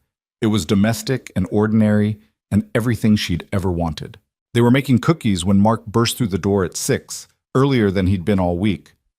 We did it! He swept Lily up, spinning her around. Project submitted. Boss is happy. I'm officially done until Monday. Daddy! Lily shrieked with delight. You're home early. I'm home, baby girl, and I'm all yours this weekend. No work, no stress, just us. He set her down and pulled Nora into a kiss that was more relief than passion. And you, God, you, I love you. Love you too, Nora said, laughing against his mouth. Even when you're a stressed-out disaster. Especially when I'm a stressed-out disaster, he corrected. Now it smells amazing. Cookies! We're making chocolate chip! Lily dragged him to the kitchen to show off their work. They ate cookies for dinner because Mark declared they deserved to break rules, then watched Lily's choice of movie, something animated involving singing animals. Lily fell asleep halfway through, curled between them on the couch, and Mark carried her to bed without waking her. When he came back, he pulled Nora close, both of them stretched out on the couch in the flickering TV light. I've been thinking, Mark said quietly. Dangerous. He smiled. I'm serious. This week, watching you with Lily, coming home to find you here, feeling like we're a team, it made me realize something. Nora's heart started pounding. What? I want this to be permanent, not just weekends and some weeknights. I want you here, all the time, as part of our lives. He shifted to look at her. I know it's fast. I know we've only been together 3 months. But when it's right, it's right. And you're right, Nora. For me, for Lily, for us. Mark, are you asking me to, move in with us? He said it like a declaration and a question at once. I know this apartment is small and my hours are weird and Lily comes as a package deal. But we could make it work. We could be a family, officially. Nora's mind raced. 3 months. They'd known each other for 3 months. It was reckless and fast and probably insane, but it also felt inevitable, like they'd been heading toward this moment since Lily walked over to her table on Christmas Eve. I need to think about it, she heard herself say. Mark's face fell, just slightly, before he recovered. Of course. Take all the time you need, no pressure. But there was pressure. The weight of Lily's hope, Mark's vulnerability, her own desperate want for this to work. Nora sat up, running her hands through her hair.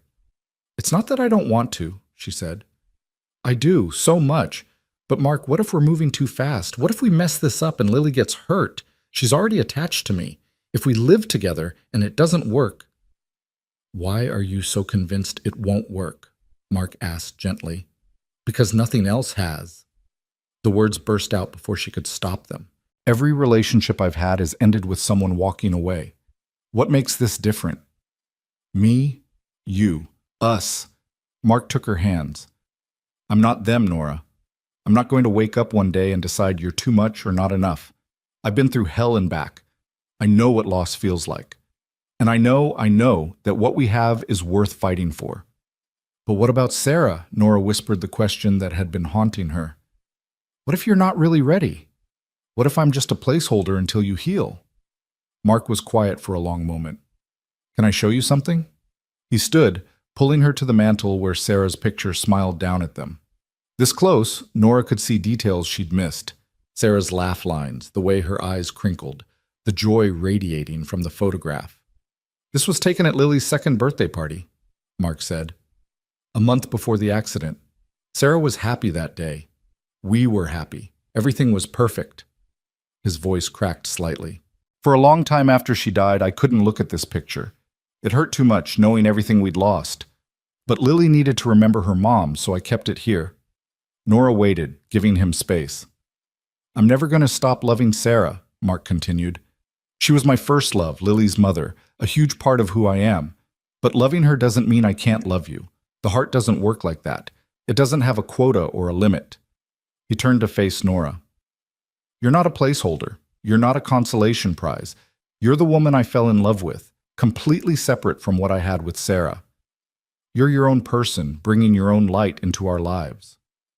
I'm scared, Nora admitted. Me too. Terrified, actually. Mark pulled her close. But I'd rather be terrified with you than safe without you. They stood there, wrapped in each other, while the movie played forgotten in the background. Finally, Nora pulled back. I need to talk to Maya, she said, and maybe sleep on it? Not because I don't know what I want, but because this is huge and I want to be sure I'm thinking clearly. Take all the time you need, Mark said, though his eyes were anxious. Just don't disappear on me, okay? Whatever you decide, we talk about it. I promise. Nora left an hour later, her head spinning. At home, she called Maya, who answered with, It's 10 p.m. This better be good. Mark asked me to move in with him. Maya was silent for 3 seconds. And you said that I needed to think about it. Okay, let's think. Pro, you love him, you love his kid, you're there half the time anyway. Con, 3 months is fast and you have a history of picking men who leave. That's not helpful, Maya. I'm not trying to be helpful, I'm trying to be honest. Maya's voice softened. But here's the thing. I've known you for 10 years. I've seen you date disappointing men who didn't deserve you. And Mark is nothing like them. He's solid, Nora. He shows up. His kid adores you. His family embraced you immediately. This is what you've always wanted. So why am I terrified? Because you've been hurt before. Because your parents died and left you. Because Nana died and left you. Because every person you've loved has left you one way or another, and you're scared Mark will too. Nora pressed her hand to her mouth, tears streaming down her face. But sweetie, Maya continued gently, you can't let fear run your life forever. At some point you have to believe you deserve good things. And Mark is a very good thing. They talked for another hour, Maya asking questions that forced Nora to be honest about what she wanted. By the time they hung up, Nora knew what she needed to do. She texted Mark, Can we talk tomorrow? After you drop Lily at school? His response came immediately. Yes. Are you okay? I'm okay. Just need to see you. Okay. I love you. Love you too. Nora barely slept, her mind playing out scenarios. Moving in and being happy, moving in and it falling apart, not moving in and regretting it forever. By morning she was exhausted but clear-headed. Mark showed up at her apartment at 9, looking as wrung out as she felt. I've been up all night, he said. Convinced you were going to say no. Can I show you something first? Nora led him to her bedroom, to the pictures on her dresser. This is Nana at my college graduation. This is my parents. I don't remember them, but Nana said I have my mom's smile. And this, she picked up a small frame, is from Christmas Eve. Patricia took it, the 3 of us at dinner. In the photo, Lily was between them, grinning at the camera. Mark and Nora were looking at each other, their expressions soft with something that looked a lot like love. I've been so scared of losing people that I forgot how to let them in, Nora said. But you and Lily, you didn't give me a choice. You just walked into my life and made yourselves at home in my heart. And yes, it's fast, and yes, I'm terrified. But I'm more terrified of letting fear make me lose this. Mark's eyes were bright with hope. So that's a yes? That's a yes. I want to move in. I want to be part of your family. I want Saturday morning pancakes and bedtime stories and terrible braiding attempts. I want all of it. Mark kissed her like she was air and he'd been drowning. When they broke apart, both laughing and crying, he said, Lily's going to lose her mind. Good. I love when she loses her mind. They picked Lily up from school together, both of them vibrating with excitement. Lily took one look at their faces and demanded, What happened? Nora has something to tell you, Mark said. Nora knelt down to Lily's level. How would you feel if I moved in with you and your daddy? If I was there every morning for pancakes and every night for bedtime stories? Lily's eyes went wide. Forever? Forever? The squeal that erupted from Lily could probably be heard in the next county. She launched herself at Nora, nearly knocking her over, wrapping her arms and legs around her like a koala. Yes, yes, yes, yes, yes. This is the best day of my whole life, even better than my birthday, even better than when we went to Disney. Can we tell Grandma? And Uncle Jake? And Emma at school? Can Nora have the desk in your room, Daddy? Can we paint her name on the mailbox? Slow down, baby, Mark laughed. We'll tell everyone. But right now, how about we go celebrate? Ice cream? Ice cream, Lily cheered. At the ice cream shop, Lily insisted on calling Patricia immediately. Grandma, guess what? Nora's moving in and we're going to be a real family and it's perfect. Patricia's delighted response was loud enough for the whole shop to hear. That night, after Lily was finally asleep from excitement, Mark and Nora lay in his bed, their bed now, and talked about logistics. When she'd move her stuff, how they'd rearrange the apartment, what it would look like, this life they were building. I know it's not perfect, Mark said. The apartment's small, money's tight sometimes. Lily's going to test boundaries. It's perfect to me, Nora interrupted. Perfect doesn't mean easy. It means right. And this is right, Mark. Us. This family we're building. He kissed her temple. Thank you for saying yes, for taking a chance on us. Thank you for asking, for seeing me as someone worth taking a chance on.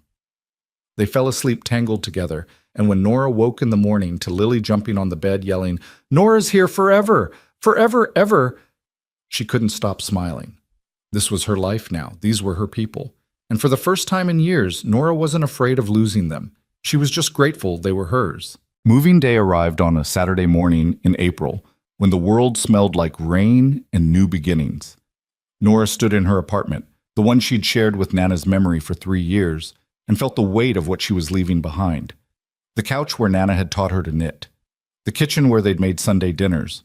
The bedroom where Nora had cried herself to sleep after the funeral, certain she'd never feel whole again. You okay? Maya appeared in the doorway, car keys in hand.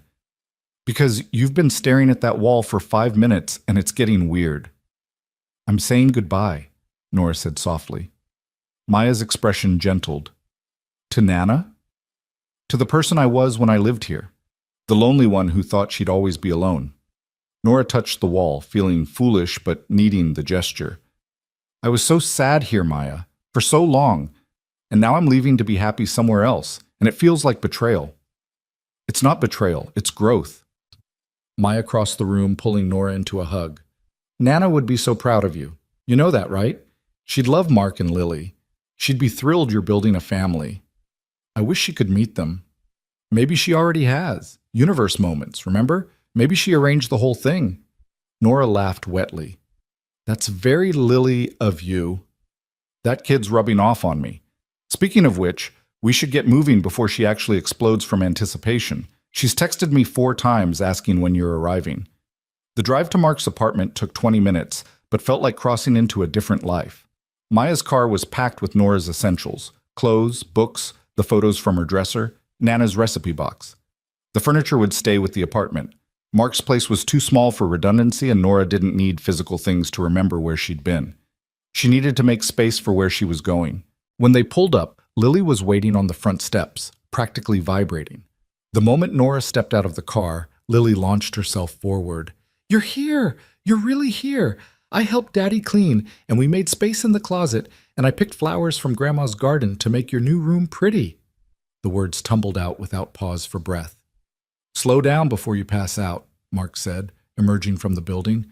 He looked at Nora and smiled, that slow, warm smile that still made her heart skip. Welcome home. Home. The word settled into Nora's chest like it belonged there. The next few hours were chaos. Maya and Mark hauled boxes while Lily supervised by offering constant commentary. Jake and Thomas showed up unannounced with pizza and beer, claiming they were just being helpful, but really wanting to witness this milestone. Patricia arrived with a casserole and the aforementioned garden flowers, immediately reorganizing Nora's kitchen items properly. Mom, she literally just moved in, Mark protested as Patricia rearranged the spice rack, and now she won't spend 3 weeks looking for the oregano. Patricia patted his cheek. You're welcome. By evening, most of Nora's belongings had found homes in the small apartment. Her clothes hung beside Mark's in the closet, their shoes jumbled together by the door. Her books filled the empty shelf beside his architecture volumes. Her toothbrush sat in the holder next to his, domestic and intimate in a way that made her blush. This is surreal, Nora said, watching Mark attempt to fit her coffee mugs into an already packed cabinet. Good surreal or bad surreal? Good. Definitely good. She took a mug from his hand, setting it aside. But also overwhelming. Everything's changing so fast. Mark pulled her close, resting his chin on her head. We can slow down if you need to. Set whatever pace feels right. No, I don't want to slow down. I just want to... Nora paused, searching for words. I want to make sure we're doing this right. For Lily, especially. She's so excited, but what if the reality doesn't match her expectations? What if I disappoint her? You couldn't disappoint her if you tried. She worships you. Now, yes, but what about when I'm here every day and the novelty wears off? What about when I have to be the bad guy and enforce bedtime or make her eat vegetables? Then you'll be her parent, Mark said simply, because that's what this is, Nora. You're not just my girlfriend living here. You're stepping into a parental role with Lily, and that comes with all the messy, complicated, sometimes frustrating parts, not just the fun stuff. The weight of it hit Nora fully. She wasn't just moving in with her boyfriend. She was becoming a parent to a 6-year-old who'd already lost one mother. The responsibility was staggering. What if I mess it up? She whispered. Then we'll fix it together. Mark tilted her face up to meet his eyes. You're not alone in this, remember? We're a team, and Lily already loves you. You've earned that, not by being perfect, but by showing up consistently and caring about her. That's not going to change because you live here now. Promise? Promise. Lily burst into the room before Nora could respond, Mr. Floppy-Bottom clutched in one hand. Can we do bedtime story together, all 3 of us, as our first night being a real family? Mark glanced at Nora, checking. She nodded, swallowing past the emotion in her throat. Absolutely, Mark said. Go pick a book while we finish up here. Lily raced off, and Maya appeared in her wake, purse over her shoulder. I'm heading out. You guys need anything before I go? We're good. Thank you for everything today. Maya hugged Nora tight. You're doing the right thing, she whispered. I'm proud of you. After everyone left, the apartment felt simultaneously too full and just right. Boxes still needed unpacking, her things looked foreign mixed with Mark's, and the reality of cohabitation loomed large. But when they gathered in Lily's room for bedtime, Mark on one side of her bed, Nora on the other, reading about brave princesses and dragons, it felt like the most natural thing in the world. Best day ever, Lily murmured as her eyes drooped. Even better than Christmas. Even better than Christmas, Mark teased. That's pretty high praise. It's true, because now every day gets to be like this. Lily reached for both their hands. Together. After she fell asleep, Mark and Nora stood in the doorway watching her breathe, peaceful and secure. Thank you, Mark said quietly. You keep thanking me. Stop it. I'll stop when it stops being true. He laced his fingers through hers. Come on, let's go to bed. Tomorrow we can stress about unpacking. Their first night sharing a bed as official cohabitants was less romantic than Nora had imagined. They were both exhausted. Mark snored, and Nora woke at 3 a.m. disoriented about where she was. But when she remembered, Mark's arm around her waist, his apartment now theirs, Lily sleeping down the hall, she smiled into the darkness and let herself believe this was real. The next few weeks were an adjustment. Nora learned Mark was terrible at closing cabinets and left wet towels on the bathroom floor. Mark discovered Nora needed 20 minutes of silence with coffee before she could human in the mornings. They negotiated space in a too-small apartment, figured out grocery shopping as a unit, and established routines that worked for all 3 of them. But it was Lily who struggled most. 2 weeks after Nora moved in, Lily had her first meltdown. It started small. Nora asked her to pick up her toys before dinner, a reasonable request. But Lily's face crumpled and she shouted, "You're not my mom! You can't tell me what to do!" The words landed like a slap. Nora stood frozen in the living room, toys scattered around her feet, while Lily ran to her bedroom and slammed the door. Mark emerged from his home office, drawn by the commotion. What happened? I asked her to clean up and she...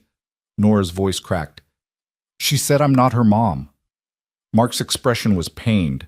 Nora, it's fine. She's right. I'm not her mom. Nora grabbed her keys, needing air, needing space. I'm going for a walk. She was out the door before Mark could stop her. Outside, spring evening cool on her face, Nora walked with no destination. Lily's words echoed in her head, confirming every fear she'd had about moving too fast, stepping into a role she hadn't earned. She'd been playing house, pretending she could just slot into their lives without complication. But Lily had a mother. Sarah was gone, but not forgotten. Her picture still on the mantel, her memory woven through this family. Who was Nora to think she could replace that? Her phone buzzed. Mark, please come back. We need to talk about this. Nora, I need some time. Mark, take all the time you need. But please come back tonight. Don't leave like this. She found herself at the park where they'd taken Lily that first Saturday, the swings empty in the fading light. Nora sat on one, pushing herself gently, trying to organize her thoughts.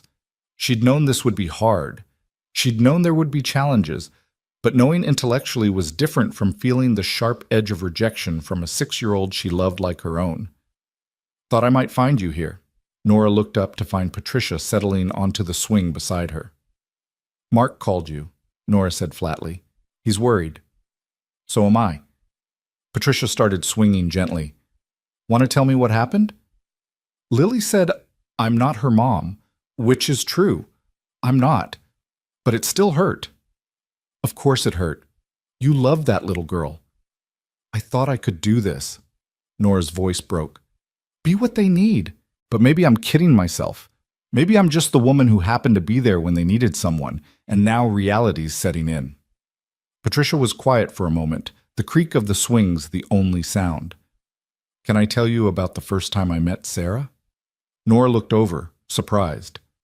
Mark brought her home for dinner when they were 17, sweet girl, beautiful, completely head over heels for my boy, and I hated her. What?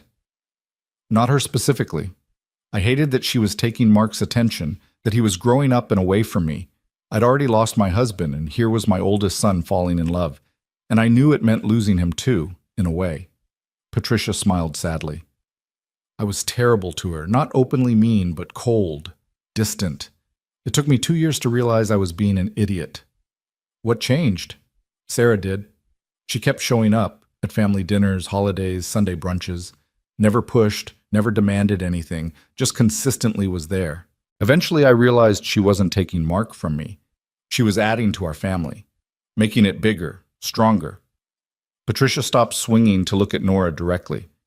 That's what you're doing too, not replacing Sarah, adding to what she started. And that's hard for a little girl to understand, especially when she's testing boundaries to see if you'll stay. You think that's what she's doing? Testing me? I think she's terrified you'll leave like her mother did.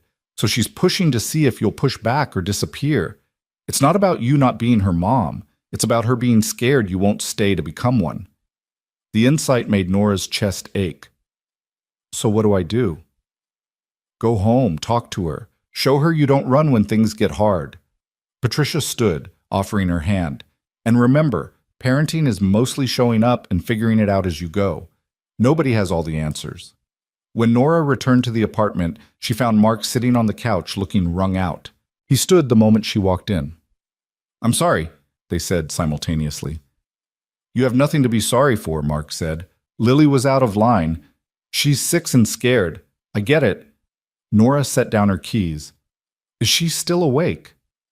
Barely. She cried herself sick and has been asking for you for an hour. Nora's heart cracked. I shouldn't have left. You needed space. That's allowed. Mark cupped her face. But I'm glad you came back. I'm always going to come back, Nora said fiercely. Even when it's hard. Especially when it's hard.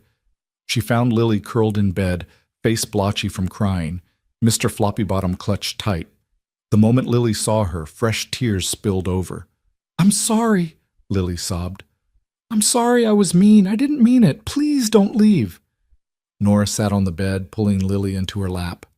I'm not leaving, baby. I'm right here. But I was bad. I said you're not my mommy. You were upset. People say things they don't mean when they're upset. Nora stroked Lily's hair. Can I tell you something? Lily nodded against her chest. You're right. I'm not your mommy. Your mommy is watching you from heaven and she loves you so much. I could never replace her, and I don't want to. Nora felt Lily tense but continued gently. But I love you too, Lily. Different from how your mommy loved you, but just as real. And I was hoping maybe I could be something new, not a replacement, just someone else who loves you and takes care of you and is part of your family. Like a bonus mom? Lily's voice was small. Yeah, like a bonus mom. Nora's eyes stung. Would that be okay with you? Lily pulled back to look at her, face serious.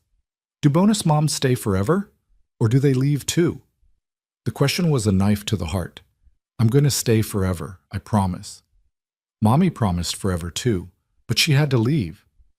That wasn't her choice, sweetheart. Your mommy would have stayed if she could. The accident wasn't her fault. Nora chose her words carefully. I can't promise nothing bad will ever happen, but I can promise I will always do everything in my power to stay with you and your daddy. You're my family now, and families don't give up on each other. Lily studied her face, weighing the promise, looking for cracks. Finally, she nodded. Okay, you can be my bonus mom, but you have to do bonus mom things. Like what? Like coming to my school concert next week, and helping me learn to tie my shoes and making pancakes on Saturdays, and telling me I'm pretty even when my hair is messy. Lily's list kept growing. And loving Daddy, and staying even when I'm mean, and her voice broke. And not forgetting my real mommy. Can you do that? I can do all of that, Nora promised, especially the part about not forgetting. Your mommy was special and important, and we'll always remember her.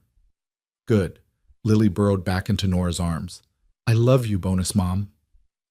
Nora's tears finally spilled over. I love you too, baby girl.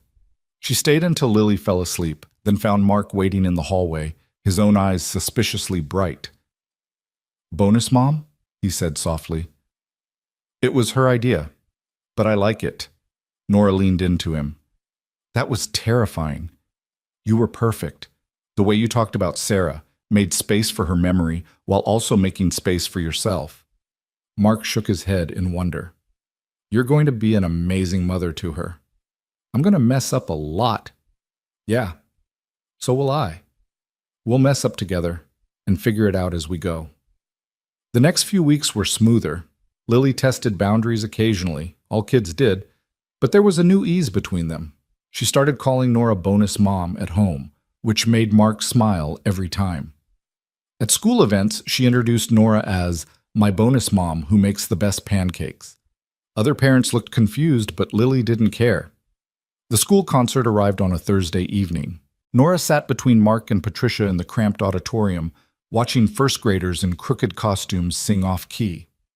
When Lily took the stage in her construction paper flower crown, she scanned the audience until she found them. Her face broke into the biggest smile, and she waved enthusiastically, nearly knocking over the kid beside her. That's my bonus mom, she stage whispered to her friend, pointing at Nora.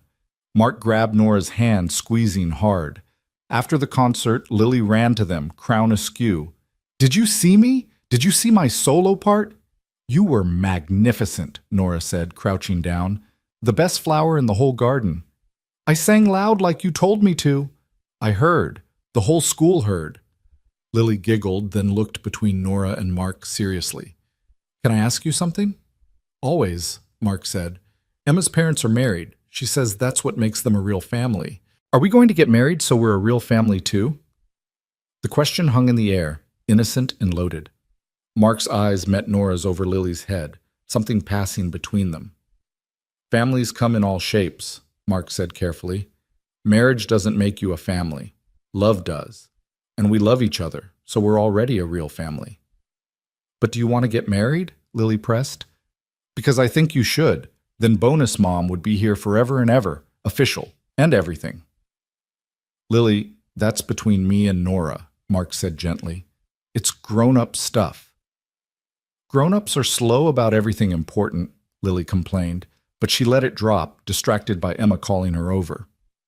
That night, after Lily was asleep, Mark found Nora on the balcony staring at the city lights. Sorry about earlier, he said. She's 6. She doesn't understand. Do you want to get married? Nora interrupted, turning to face him. Not now, necessarily, but eventually. Is that where this is going? Mark was quiet for a long moment. Honestly, yes. I can see it. You in a white dress, Lily as flower girl, building a life together officially. But we've only been together 7 months. I don't want to rush you." 7 months, Nora repeated. "That's not very long." "No, it's not. But it also feels like forever, like I've known you and Lily my whole life." "Yeah," Mark agreed softly. "It does." They stood in the spring night, the question of marriage hanging between them unresolved but acknowledged. They weren't ready yet. There was too much still to navigate, too many adjustments still being made. But the possibility was there, glimmering like the city lights, something to move toward when the time was right. "Can I tell you something?" Nora said. "When I was driving here for that blind date on Christmas Eve, I was so sure I'd never have this. A family, someone who loved me, kids calling me mom in any variation. I'd accepted being alone." "You're not alone anymore?" "I know. And it's the most terrifying, wonderful thing that's ever happened to me." She turned to him. "I don't need a ring or a wedding to know this is forever, Mark. I already know. Maybe we tell Lily that when she asks again, that we're forever, with or without a wedding." "But you do want to get married, eventually?" "Eventually, yes. When we're ready, when it feels right." Nora smiled. "I'm not going anywhere. We can take our time." Mark pulled her close, kissing her with the kind of tenderness that promised everything without words. When they went back inside, the apartment was quiet, Lily sleeping peacefully down the hall. They got ready for bed with the comfortable intimacy of people who'd learned each other's rhythms, who knew which side of the bed to take and how much space to leave. As Nora drifted off, Mark's arm around her waist, she thought about how far she'd come from that restaurant table on Christmas Eve, from alone and rejected to this. A man who loved her, a child who called her bonus mom, a family she'd found in the most unexpected way. Patricia was right. Sarah hadn't been replaced. She was still present in the photos, in Lily's memories, in the foundation she'd helped build. But there was space now for something new, too. Space for Nora to add her own love to this family, to help raise this incredible child, to build a future with a man who saw her and chose her every single day. "You still awake?" Mark murmured. "Barely. I love you. I love you too. Thank you for staying, after the fight with Lily, after everything. Thank you for not running." "Where would I run to?" Nora snuggled closer. "This is home." And it was. Despite the small apartment, the complicated emotions, the challenges of blending a family, despite the ghosts and the fears and the uncertainty of building something new on the foundation of loss, this was home. These two people who'd let her in, who made space for her at their table, who taught her that family wasn't about blood or obligation, but about showing up and choosing each other every day. Outside, the city hummed with life.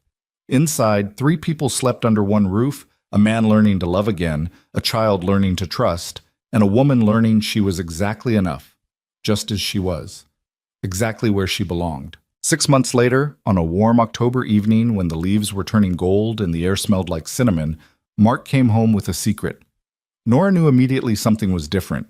He had that look, the one he got when he was planning something and trying to act casual about it. She'd learned to read his tells over the past year, the way his left eyebrow twitched when he was excited, how he couldn't quite meet her eyes when he was hiding something good. "What did you do?" she asked from the kitchen, where she was helping Lily with math homework. "Nothing. Why would you think I did something?" Mark set down his briefcase, kissing first Lily's head, then Nora's lips. "Because you look like you're going to burst." Lily squinted at him. "Daddy, are you keeping a secret?" "Maybe."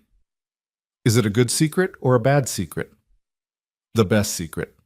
Mark couldn't contain his grin. "But you both have to wait until Saturday to find out." Lily groaned dramatically. "That's 3 whole days. I'll die of curiosity."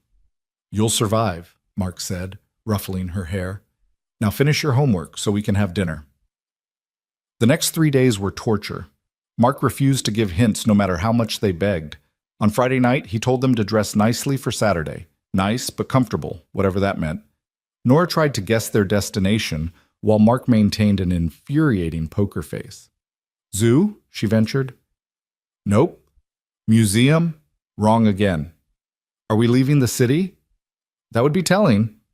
Mark kissed her frustrated frown. "Patience, love. Good things come to those who wait. Saturday morning arrived clear and bright. They loaded into Mark's SUV, Lily bouncing in her booster seat with barely contained excitement. Mark drove them out of the city, past suburbs and strip malls, into countryside, where houses sat on actual land instead of squeezed between buildings. "Where are we going?" Lily asked for the 100th time. "You'll see." Mark turned down a tree-lined street, slowing as they approached a house set back from the road. It was beautiful, 2 stories painted soft gray with white trim, a wraparound porch, and a yard that seemed impossibly huge compared to their apartment building. A for sale sign stood in the front lawn, and Mark pulled into the driveway, cutting the engine. "We're looking at a house?" Nora asked, her heart starting to pound. "Not just any house." Mark's eyes were bright with hope and nervousness. "Remember that Henderson project I nearly killed myself finishing? They were so impressed they recommended me to 3 other clients. I've been saving every extra dollar for 6 months, and I hope we can afford this." Nora stared at the house, unable to process what he was saying. "Mark, we can't. Can we go inside?" Lily pressed her face to the window. "Please, please, please." A realtor emerged from the house, a woman in her 50s with a warm smile. Mark had clearly arranged this showing in advance. They climbed out of the car and the realtor, Susan, shook hands with them all. "You must be the Ellison family," she said. "Mark's told me so much about you. Shall we take a look?" The inside was even more beautiful than the outside. Hardwood floors that needed refinishing but had good bones. A kitchen with actual counter space and a window over the sink. A living room with a fireplace. 3 bedrooms upstairs, one for them, one for Lily, and one that could be a guest room or office. The master bedroom had an ensuite bathroom and a window seat where you could watch the sunrise. Lily raced from room to room, her voice echoing through the empty spaces. "This could be my room, and this could be for guests. And look, there's a backyard, Daddy. There's a whole backyard." Nora stood in the master bedroom, hand pressed to her mouth, trying not to cry. Mark came up behind her, wrapping his arms around her waist. "What do you think?"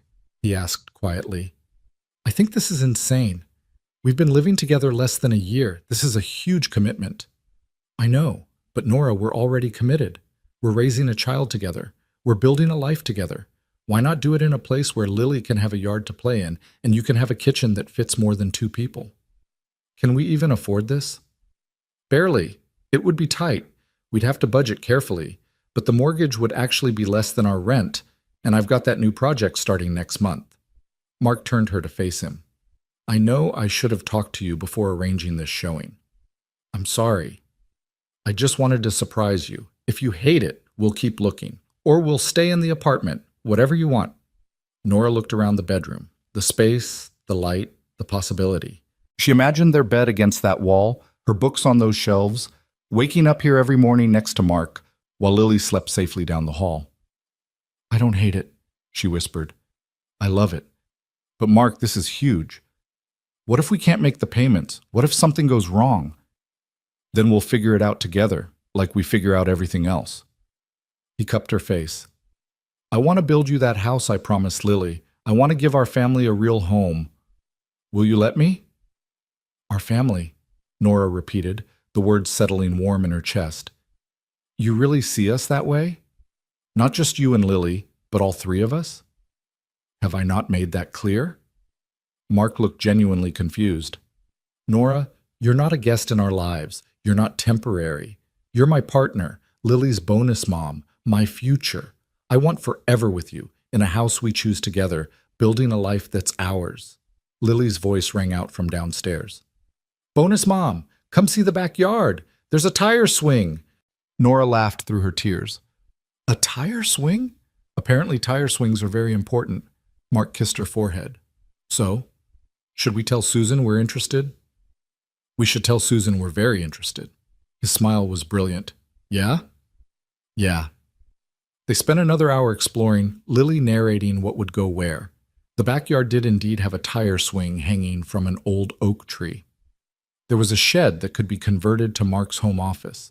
The neighborhood was quiet, safe, with kids riding bikes on the street and families walking dogs.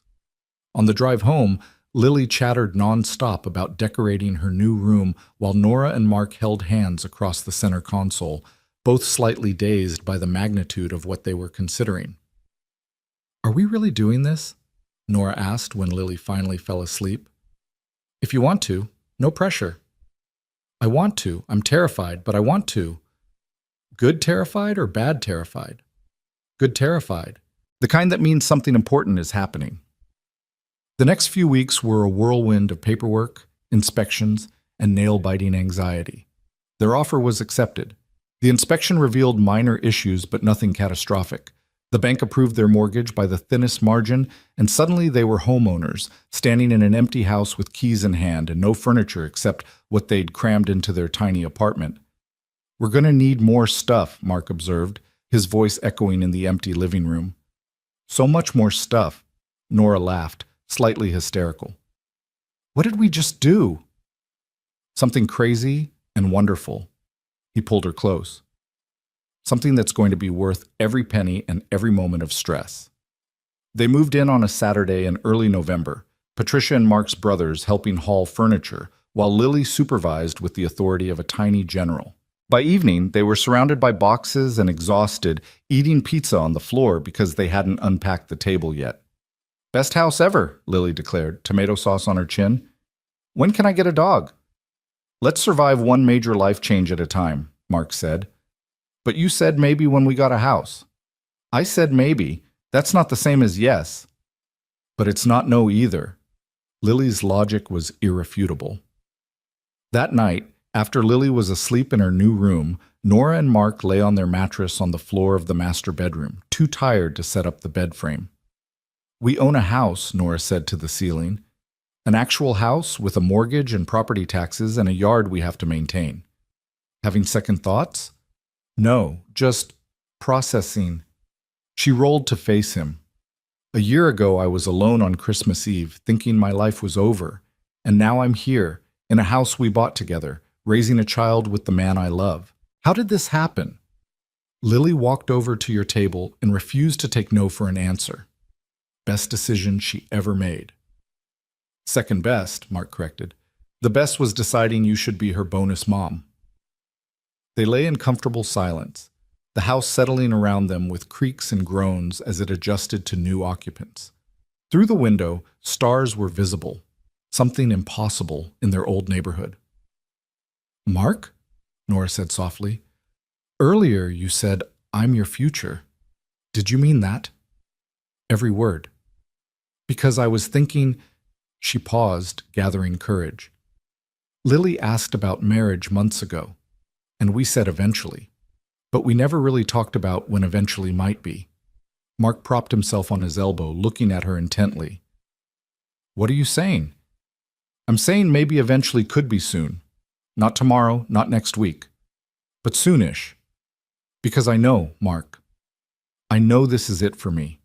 You're it. This family is everything I've ever wanted. Are you proposing to me?" His voice was amused and touched. "Maybe. I don't have a ring or a plan. I just know I want to marry you. I want to be Lily's bonus mom officially. I want to build this life we're creating and make it permanent." Mark kissed her, slow and deep, full of promise. "I want that too. But Nora, when I propose, and I will propose, I want to do it right. Not on a mattress on the floor surrounded by moving boxes." "You're going to propose?" Her heart raced.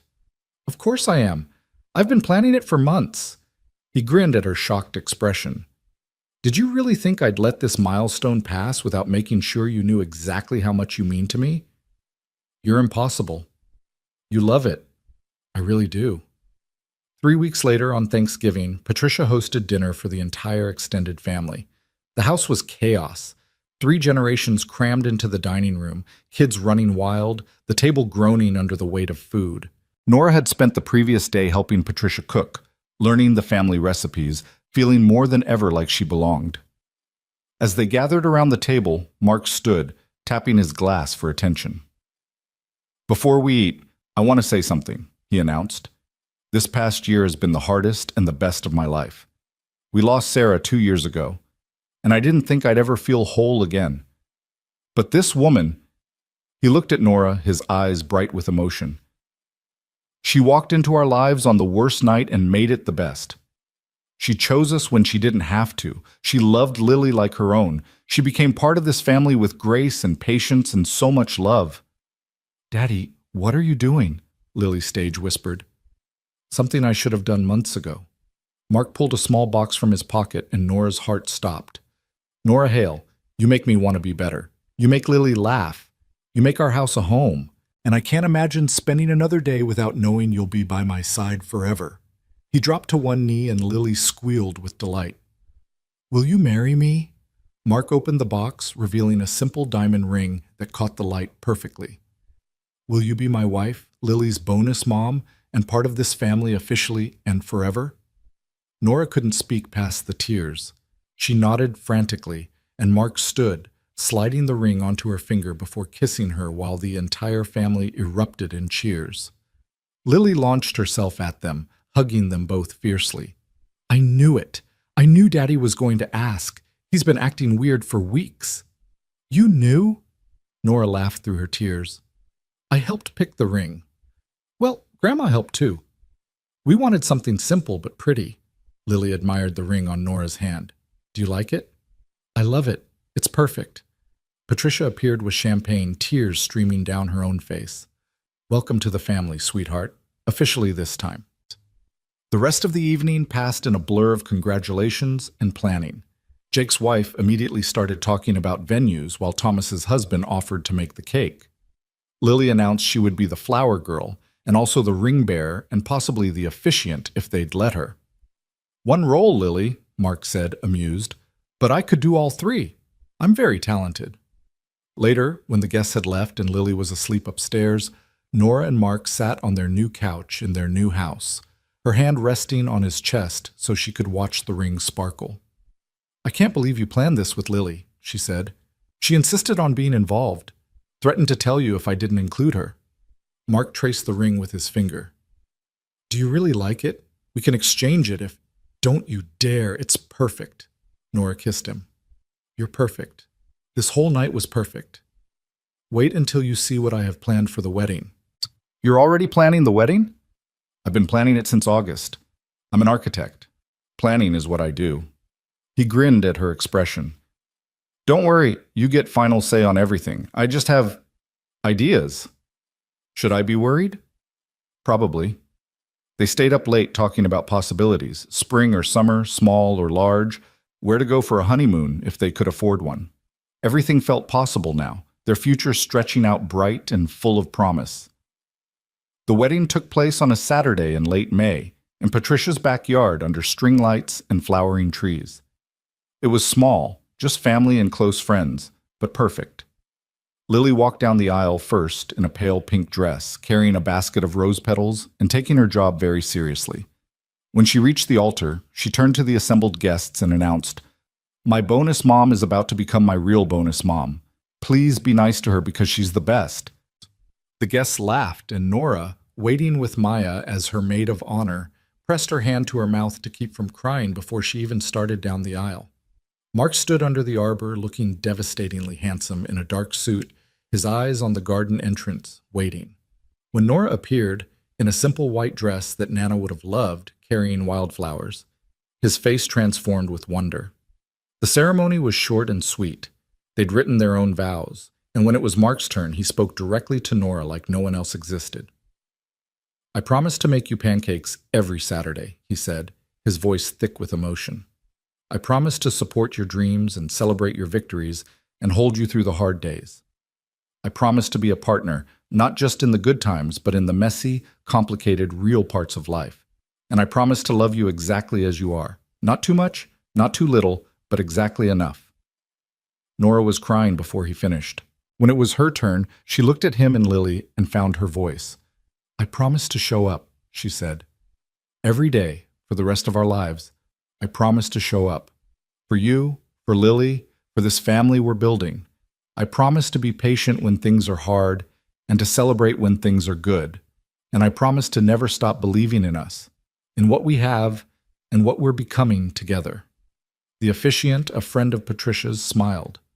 By the power vested in me, I now pronounce you husband and wife. Mark, you may kiss your bride."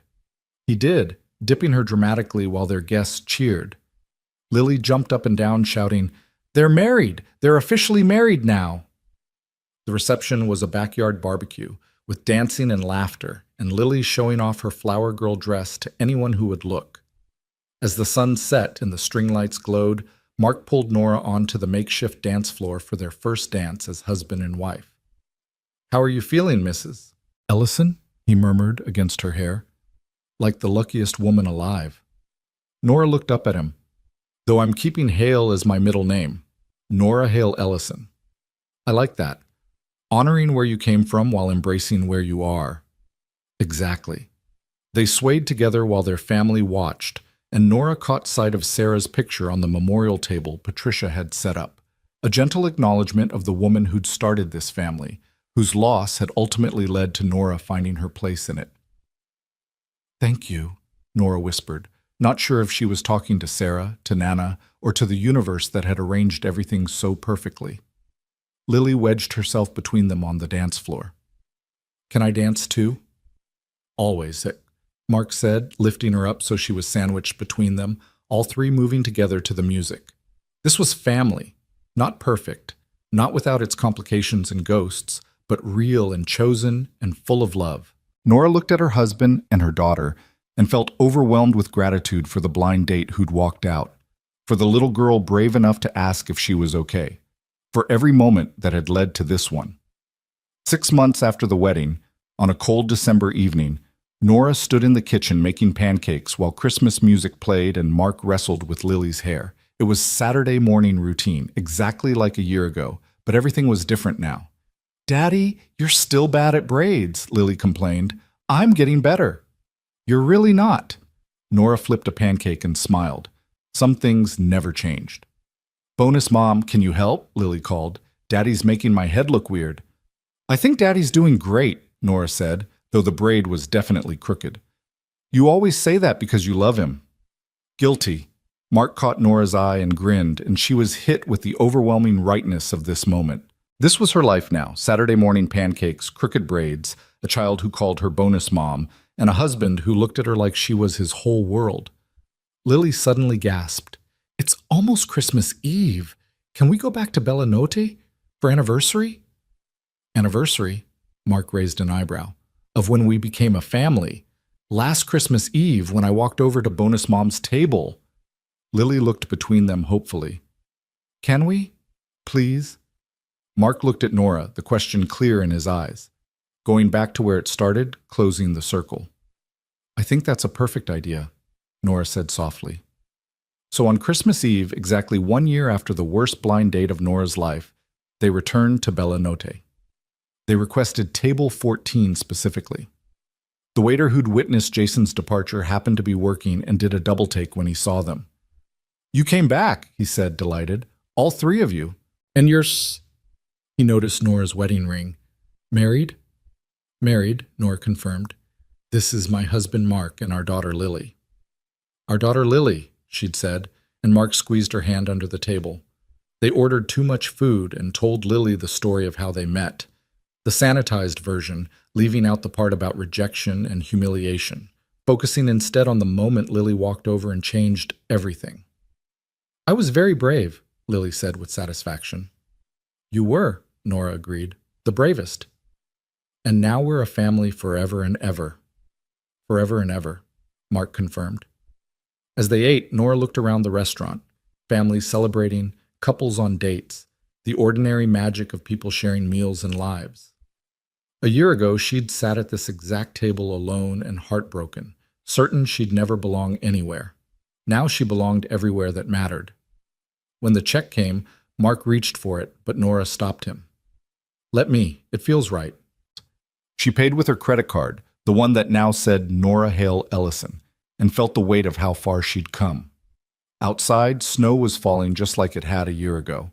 Lily insisted on making snow angels in the restaurant parking lot before they left, and they all lay down in the fresh powder, moving their arms and legs, laughing like children. "Best Christmas Eve ever," Lily pronounced, admiring their 3 angels side by side. Even better than last year. Even better, Nora agreed, taking in her snow-covered husband and daughter, this life she'd built from the ashes of rejection. They drove home through the quiet streets, Lily falling asleep in her booster seat, Christmas lights twinkling in windows. Their house, their home, glowed warm and welcoming when they pulled up. After putting Lily to bed, Mark and Nora stood at the kitchen counter making hot chocolate, their own Christmas Eve tradition now. "Do you ever think about Jason?" Mark asked suddenly. "The blind date?" Nora considered. "Sometimes. Mostly to thank him." "Thank him?" "For walking out, for saying I was desperate, for being exactly the wrong person so I'd be sitting alone when Lily found me." Nora stirred her hot chocolate. "Best worst date ever." "Here's to bad dates leading to good lives," Mark said, raising his mug. They clinked mugs and drank, and Nora thought about the journey. From that restaurant table to this kitchen, from alone to belonging, from broken to whole. It hadn't been easy or simple or without challenges. There were still hard days, still moments when she doubted herself, still times when blending their family felt complicated. But there were more good days than bad, more laughter than tears, more love than she'd ever imagined possible. "What are you thinking about?" Mark asked, reading her expression. "How a year ago I thought my life was ending, and it was actually just beginning." Nora set down her mug and wrapped her arms around her husband. How one small act of kindness from a brave little girl changed everything. How showing up is sometimes the most important thing we can do. Showing up and saying yes when someone asks if you're okay. That too. They finished their hot chocolate and went upstairs, checking on Lily one more time. She was sprawled across her bed, Mr. Floppy Bottom clutched tight, peaceful and secure. In the master bedroom, Nora changed into pajamas and climbed into bed beside Mark, fitting herself against his side like she'd been designed to be there. "Merry Christmas, wife," Mark murmured, already half asleep. "Merry Christmas, husband." Through the window, snow continued to fall on their house, on their neighborhood, on the city where a year ago Nora had been certain she was unlovable. She'd been so wrong. She wasn't desperate or too much or not enough. She was exactly right. For this man, for this child, for this family they'd built together from courage and kindness and the willingness to say yes when life offered second chances. Sometimes the worst nights really did lead to the best mornings. Sometimes families were found, not inherited. And sometimes all it took was a little girl in a red velvet dress asking the bravest question in the world. "Can we join you?" And a woman brave enough to answer yes. Nora fell asleep smiling, her husband's arm around her waist, her daughter sleeping safely down the hall, the future stretching out bright and full of promise. This was her life now. Ordinary and extraordinary, messy and beautiful, exactly what she'd always needed but never knew to ask for.